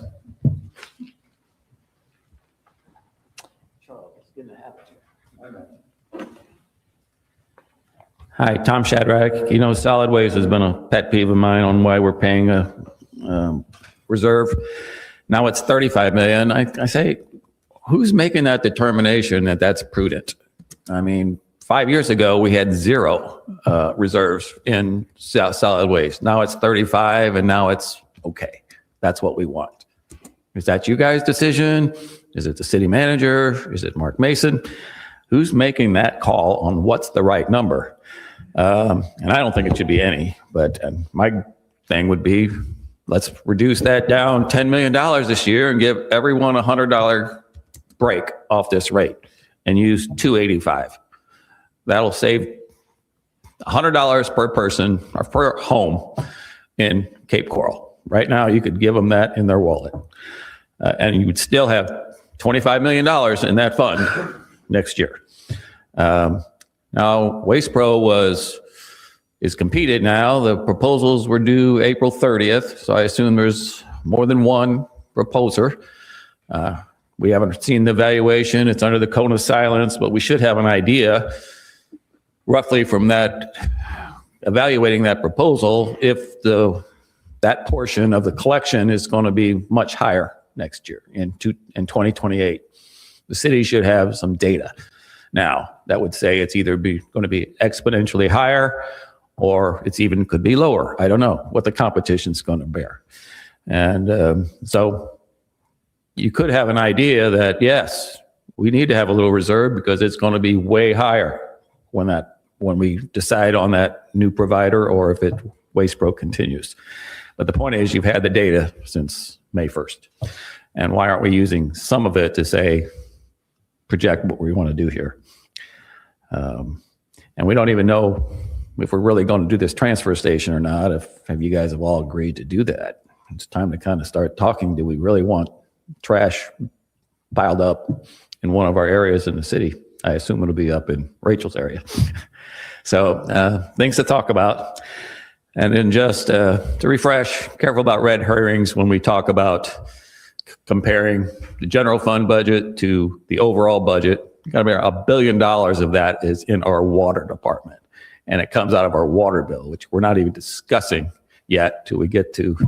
And the other part that you don't bring up is the FSA, which we'll get to in a minute. But it's hard to get a comparison when you say 1.4 billion to the general fund and give a percentage based on that, when basically the capital projects and the water bills that we all pay are about $1 billion of that, 1.4 billion. So really let's just get down to compare the general fund and the fire service assessment. Thanks. Anyone else wishing to speak on Resolution 175-26? Seeing none, public hearing's now closed. I'll entertain a motion for Resolution 175-26. Motion to add water to Mr. Crane's water basin? Yeah. No, I'm kidding. I do appreciate you and your input. Thank you for being engaged. A motion to approve. Okay, I'll open up for any council discussion. Councilmember Steinke. Thank you, Mayor. Just a quick question on the, I don't have numbers on the slides here, but you have a little better than a 10% reduction in operating and personnel costs. Could you just share with us where that comes from? Sure. So what was built into that line last year and the previous 3 years, and also still this year, was the escalator or the elevated rate to get us to what we think will be an increased contractual cost in the future, earmarked as the reserve. Now that we're nearing the end of our current contract and planning for next year's new contract, we can reduce that reserve. We've built an adequate reserve, so we were able to reduce that rate because of that. So the reduction was mainly that portion. Great. And then just as a reminder,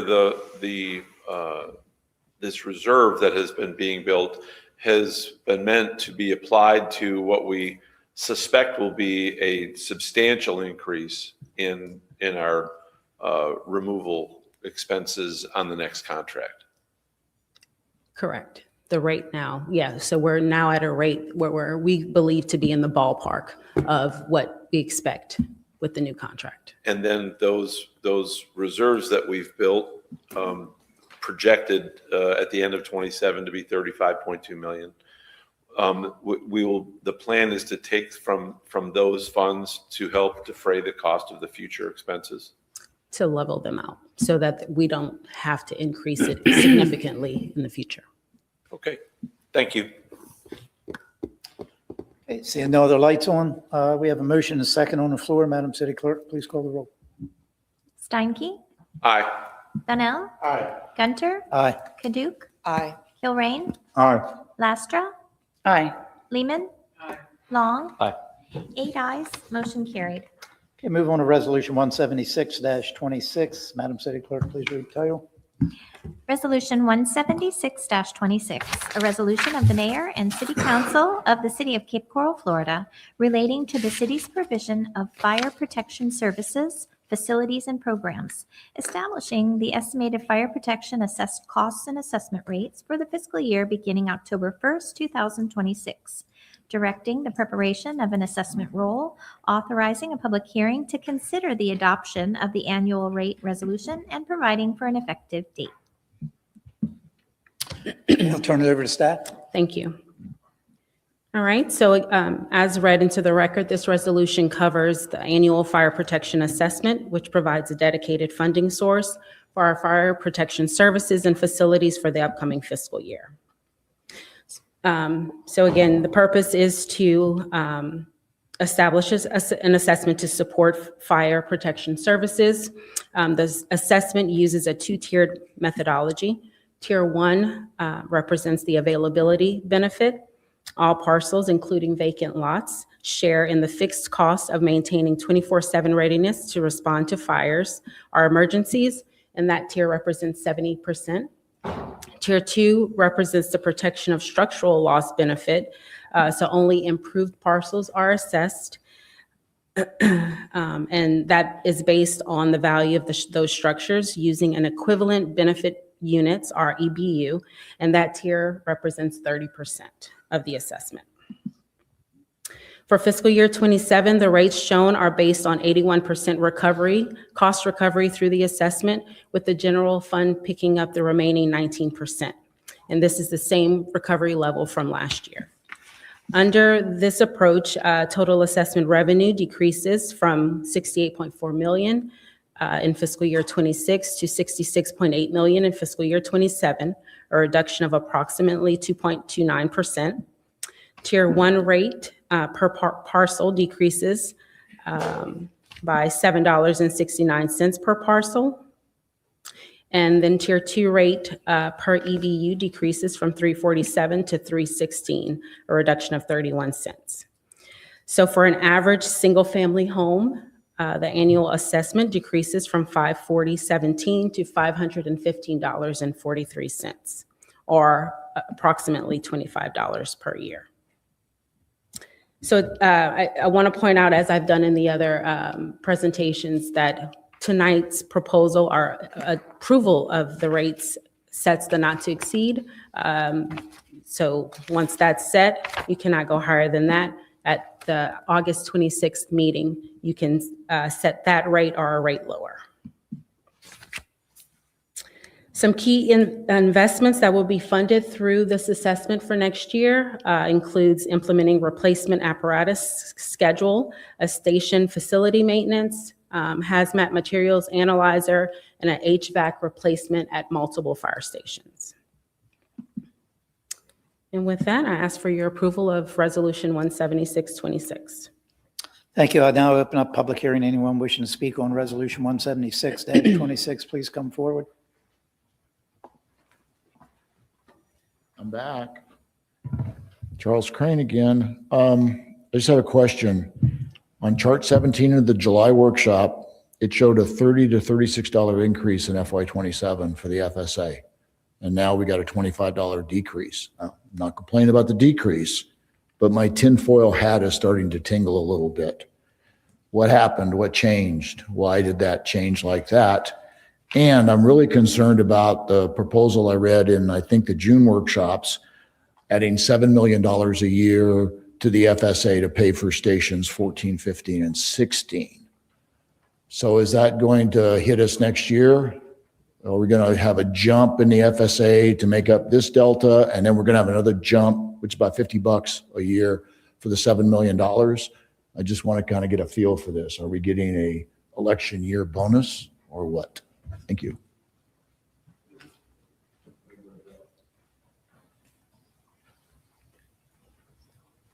Hi, Tom Shadrack. Just a couple comments, and this is where I kind of come back to Derek with your analysis on the overall millage rate, that it's not a lot of money. The fire service assessment has gone up dramatically, and it's an assessment. And if you look at the fixed people's income, this $1,000 that they're now paying on assessments where they didn't have that before and they were protected by the homestead and the millage rate, they are really impacted by assessments, especially this one. This is a lot of money for people on fixed incomes where they're having to pay for this as an assessment and aren't protected by homestead. And that's probably the fear a lot of people have, that once this referendum goes through, it just gets replaced by more assessments and higher values that way. My question was on the chart, just again, how did we lose another 125 parcels? It's always interesting to me because it's the same thing last year. We had less parcels taxable. I hope our land's not going away. The other one is an increase to the second tier of 437 parcels, or EBUs, let's put it that way. That's how that's derived could give everybody, even though it shows on this chart a $24 increase, if your EBUs go up, how many you have, your price is going to go up too. Now, you would think, where are those 437,000? It comes out of your appraisal, where if your property costs more to replace, you're going to have more EBUs. That's how it's done by the city. And that's what they use to create the EBUs, that's why there's growth. I haven't increased the size of my house in 8 years, but every year my amount of tier 2 EBUs goes up. And I assume yours does too, because it's the replacement value of your house is what they use as data. So just a little bit of information there. Thank you. Anyone else wishing to speak during public hearing for Resolution 176-26? Seeing none, public hearings now closed. I'll entertain a motion regarding Resolution 176-26. Motion to approve. I open up for council discussion. Councilmember Steinke. Thank you, Mayor. One of our citizens mentioned that swing between an increase to a decrease sounded like around a $50 swing. Any comment around that, or what may have caused that to go from the potential of an increase to what we see now as a decrease? So compared to last year, or compared from last year, it basically the assessment rate is built off of the proposed budget by the fire operations department. And so last year's budget included an additional 19 positions, but based on council's direction last week at the budget workshop, we haven't built in any additional positions. So we're staying at current service levels. So you would see that come down. Last year had those additional 19 built in. This year, we're not building any additional. It's just current service levels. But then also there was some operating expenditures that were reduced as well. I believe it's related to maybe some contractual obligations that were reduced just went down. So it's basically year after year, it's built on the proposed budget by the department that factors into the rate. Thank you. And should we be concerned about a shock wave with the 3 new stations that we're looking at and the budgets required for those that will cause a dramatic effect to this next year? So if you recall at a previous workshop, we received a consensus to kind of build that in over time to fund those stations.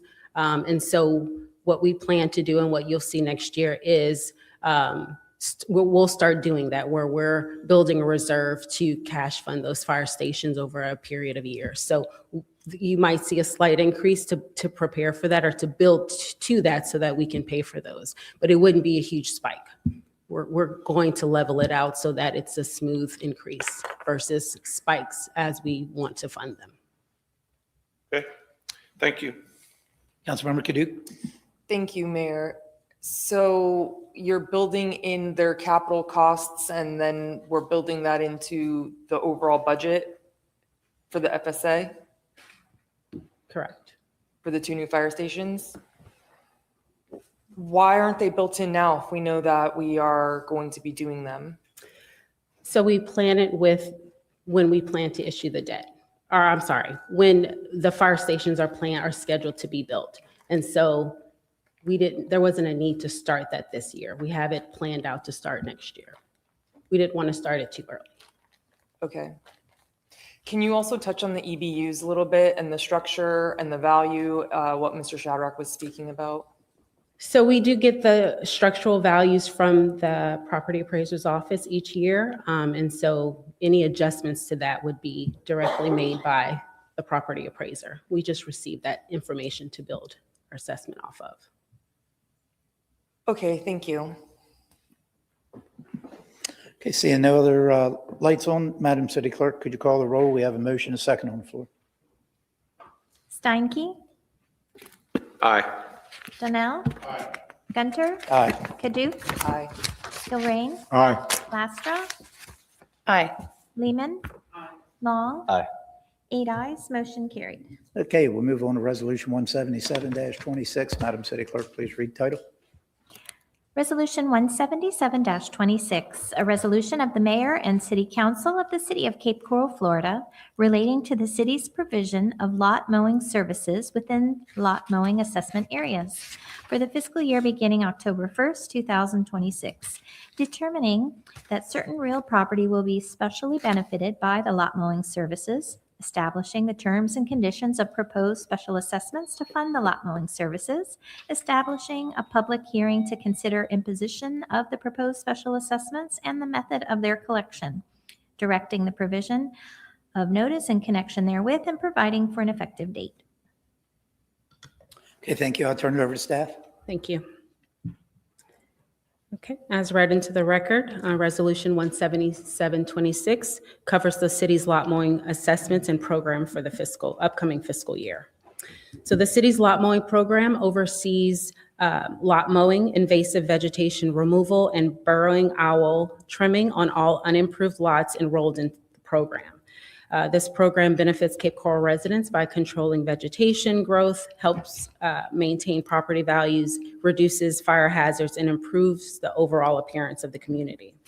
There are approximately 27,000 parcels in the program. Each lot is mowed 13 times a year, and the program includes removal of exotic and invasive vegetation, with the most common, as you know, being the pepper tree removal. And owl nest trimming was also added to the program in 2017 and continues to be a part of it. The program is divided into 4 districts. Each has its own assessment rate based on the specific characteristics and service needs of that area. The largest district is south of Pine Island Road, while the other 3 districts are north of Pine Island. District 1 is larger than the other districts simply because there aren't as many vacant lots south of Pine Island. So looking at the proposed rates per equivalent lot unit, each district shows a modest increase over fiscal year 2026, ranging from $3.80 to $5.51 cents per equivalent lot unit. And what that looks like as far as the annual assessment, so each standard parcel is the equivalent of 2 ELUs, or equivalent lot units. And so the proposed annual assessment ranges from $96.86 to $151.78, depending on the district. And with that, I ask for your approval of the resolution. Okay, thank you. Excuse me, I'll open up public hearing. Anyone wishing to speak on Resolution 177-26, please come forward. Last time I promised, Charles Crane, and you guys are off the hook on this one. Lot mowing, I want to talk about evil developers bulldozing poor helpless owls, building more buildings, sucking up all the water in the ground, and causing teenage acne and angst. I guess I'm one of those people, since I apparently made the mistake of investing in Cape Coral empty property when I moved down here.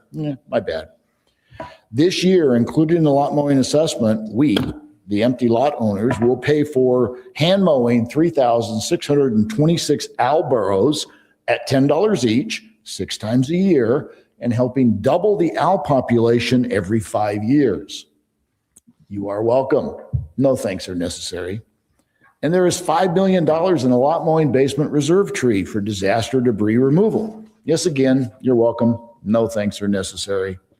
We also pay full boat for UEP, with or without a house. We pay full price. Yep, you're welcome. No thanks are necessary. And we pay full boat tier 1 FSA, non-ad valorem assessment. Yeah, it's an empty lot. We help pay the 70% fee for fire service assessment for an empty lot. Yeah, again, you are welcome. No thanks are necessary. And finally, when we build, we pay on average $12,000 to $15,000 in impact fees, police, fire, roads, and parks for a typical residential house. Again, you're welcome. No thanks are necessary. Thank you.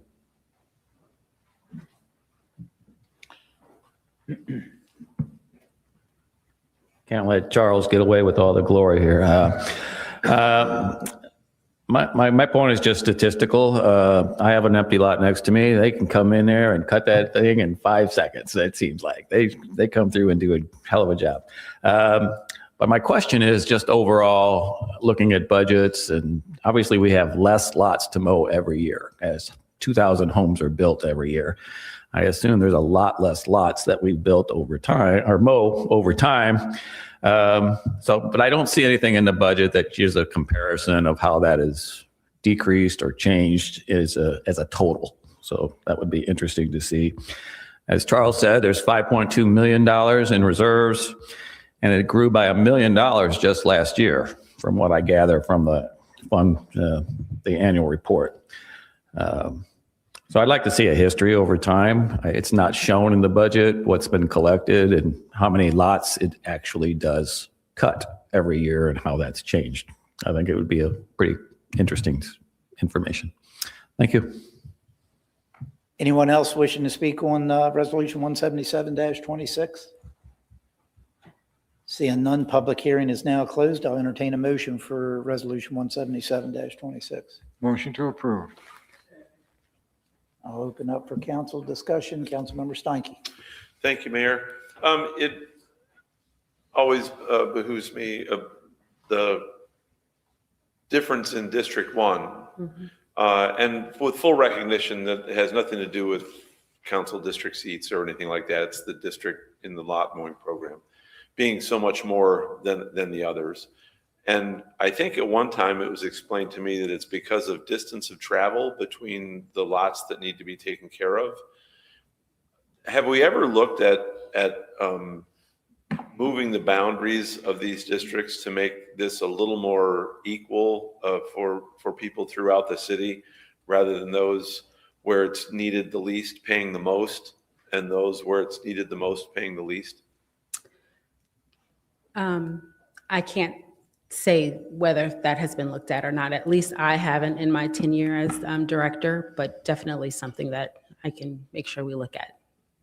Yeah, I would, certainly when this program began, the dynamics have changed over time. And I would recommend that at least for next year, that maybe we reevaluate this to make this a little more of an even playing field, for, where people live. And lot mowing's lot mowing. If you don't do your own, you have somebody else do it for you. I would think having one area being 50% more than another is a little usury. But it's a great service, and I'm glad we have it. This program is voluntary. People can opt out of this. So if the cost exceeds if they don't want to pay it, they're eligible to opt out at any time and hire their own or do their own lawn mowing. So for the resident who, thinks it might be too expensive, they're eligible to opt out and mow their own grass. And I absolutely get that. I also know that when we see what the number of code cases are and the amount of complaints that come in, and some of the more popular complaints, overgrowth and vegetative, accumulation is one of the upper ones. And so if it could be more affordable, maybe for some, maybe they would opt into the service that the city would have, and maybe we'd have a greater participation rate if it were less. So just a thought. Thanks. Councilmember Donnell. Yeah, that was curious, and it comes from one of the speakers. Because we're building an area, say you have a community, you have 20 vacant lots, and they've been this program which starts and commences, I'd imagine October 1 is when that contract starts. Mm-hmm. And let's just say that out of the 20 homes, lots, 10 of them get built on. Is there any way, I'm not suggesting that we go out and, we don't have that kind of, personnel, but do we recapture that, or do they just benefit now that they're not doing the amount of mowing, the amount of lawns that we started the year with? Are you tracking where I'm going with this? In other words, I would imagine we're building a contract based on 1,000 mowings, but if you put up 200 houses, you only actually did 800. Is there a mechanism to capture that, or is it that we just sign it and if they get built on? So when a property owner pays their assessment, in the November through March, during tax season, if during that year after they pay, they build a home, or there's now a structure on it where we would not need to mow, they are refunded for the difference. Got it. So, thank you. That answers the question. Thank you, ma'am. That's all. Okay, we have a motion and a second on the floor. Madam City Clerk, please call the roll. Steinke? Aye.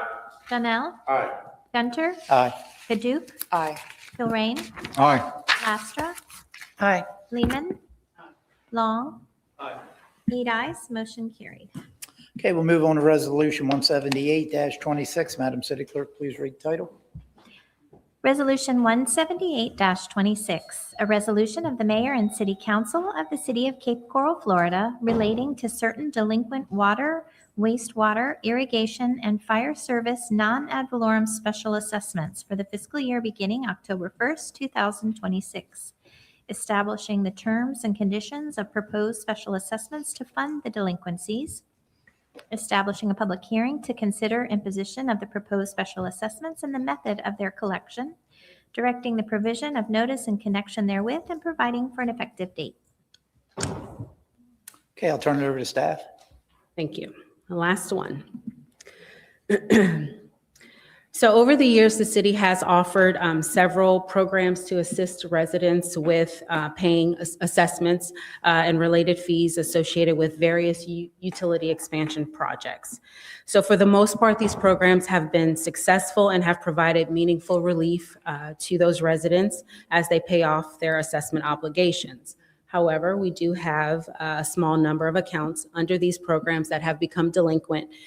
So Resolution 178-26 will start the formal process of imposing an assessment on these delinquent parcels. So specifically, Resolution 17826 establishes the preliminary assessment amounts for various delinquent deferred assessments and hardship deferrals, authorizes collection under the Uniform Assessment Collection Act, and sets the final public hearing for August 26th at 4 p.m. So the first program is the Deferred Assessment Program. For some of the older UEP areas, the city offered property owners the option to defer assessment payments by placing a voluntary lien on the property for the full assessment amount, including principal, interest, and administrative fees. These deferred assessments become due and payable upon the sale of the property, transfer of the property, or refinancing. For fiscal year 27, there is one property with a deferred assessment account that remains due and payable to the city. This property is in an assessment area that has reached its end of life, or end of assessment term. The total amount is $59,385.76. So we are looking to add this assessment owed to the tax bill in an annual installment over 20 years. And this slide provides the details of that. So the annual installment will be $3,103.43. The total deferred amount, along with with collector fees added after 20 years, will be $62,068.60. And because the city pays the annual installment on behalf of the property owner when an assessment is deferred, most of this payment will be reimbursed back to the city.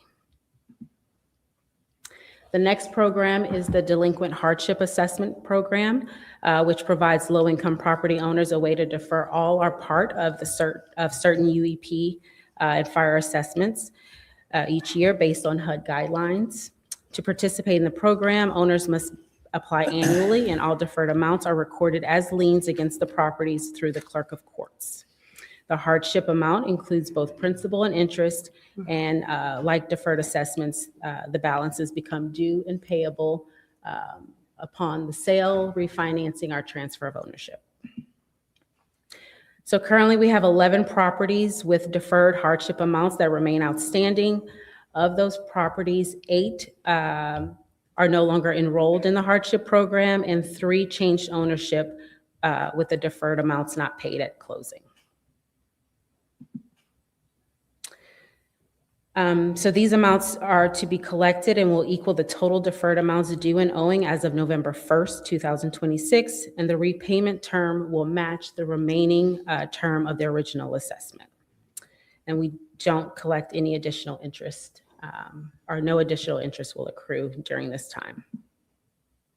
So here's a detailed list of those parcels, along with the annual installment amount based on the number of years left in the original assessment. With that, I ask for your approval of Resolution 17826. Okay, now open up public hearing. Anyone wishes to speak on Resolution 178-26, please come forward. Seeing none, public hearing is now closed, and I guess we must have got some water to that canal. So we'll move it. I'll entertain a motion regarding Resolution 178-26. Motion to approve. Second. Seeing no discussion, Madam City Clerk, please call the roll. Steinke? Aye. Donnell? Aye. Gunter? Aye. Kaduk? Aye. Lorraine? Aye. Lastra? Aye. Beeman? Aye. Long? Aye. 8 ayes, motion carried. Okay, move on to item 11, introductions. First of which is ordinance 38-26. Madam City Clerk, please read title, set the public hearing date. Ordinance 38-26, an ordinance of the mayor and city council of the city of Cape Coral, Florida, that amends the city of Cape Coral, Florida official zoning district map of all property within the limits of the city of Cape Coral by rezoning property described as parcels of land lying in Section 10, Township 44 South, Range 23 East, as more particularly described herein, from agricultural to single-family residential zone. Properties located at 831 Whispering Pines Road and 842 Whispering Pines Road, providing for severability and an effective date. The public hearing will be August 5th, 2026. Any discussion by staff or council? Seeing none, we'll move on to ordinance 39-26. Madam City Clerk, please read the title, set the public hearing date. Ordinance 39-26, an ordinance of the mayor and city council of the city of Cape Coral, Florida, amending the city of Cape Coral, Florida comprehensive plan by amending the future land use map from single-family residential to multifamily residential land use for property described as Unit 31, Block 2067, Lot 62, Cape Coral subdivision. Property located at 1526 Northeast 13th Avenue, providing for severability and an effective date. The public hearing will be August 5th, 2026. Any discussion by staff or council? Seeing none, we'll move on to ordinance 43-26. Madam City Clerk, please read the title and set the public hearing. Ordinance 43-26, an ordinance of the mayor and city council of the city of Cape Coral, Florida, amending ordinance 14-01 as amended, which approved a plan development project in the city of Cape Coral, Florida entitled Tarpon Point for certain property described as a replat of a portion of Unit 77, Cape Coral, Florida, as per the plat recorded in Plat Book 34, pages 54 through 65 inclusive, Public Records of Lee County, Florida, and a parcel of submerged land located in Section 22, Township 45 South, Range 23 East, as more particularly described herein. Property located at Silver King Boulevard, Black Marlin Lane, Tarpon Estates Boulevard, Tarpon Garden Circle, and Tarpon Estates Court, amending a condition appearing in Ordinance 14-01 that all lots in Village C are to have a minimum lot width at the building line of 100 feet to allow lots 5 and 8 in Village C to be exempt from this requirement. Subject properties are located at 6025 and 6026 Tarpon Estates Court, providing for severability and an effective date. The public hearing will be August 5th, 2026. Any discussion by staff or council? Seeing none, we'll move on to ordinance 44-26. Madam City Clerk, please read title, set the public hearing date. Ordinance 44-26, an ordinance of the mayor and city council of the city of Cape Coral, Florida, authorizing the city manager to enter into a contract for sale and purchase between Peter J. Look trustee and the city of Cape Coral, Florida, a Florida municipal corporation, for the purchase of lots 96 through 99, block 930, Cape Coral, unit 26, as more particularly described herein. Declaring lot 12, block 930, unit 26, Cape Coral subdivision, as more particularly described herein, as unusable municipal surplus real property not projected to be used for municipal purposes. Authorizing the city manager to convey said surplus real property described herein pursuant to Section 2-155 of the City of Cape Coral, Florida Code of Ordinances. Authorizing and directing the mayor and clerk to execute a special warranty deed conveying the aforementioned surplus real property to Peter J. Look trustee, accepting a permanent drainage easement from Peter J. Look trustee for a portion of Lot 12, Block 930, Cape Coral, Unit 26, providing severability and an effective date. The public hearing will be August 5th, 2026. Any discussion by staff or council? Seeing none, we'll move on to item 12, reports. Councilmember Laster, report. I attended the Southwest Florida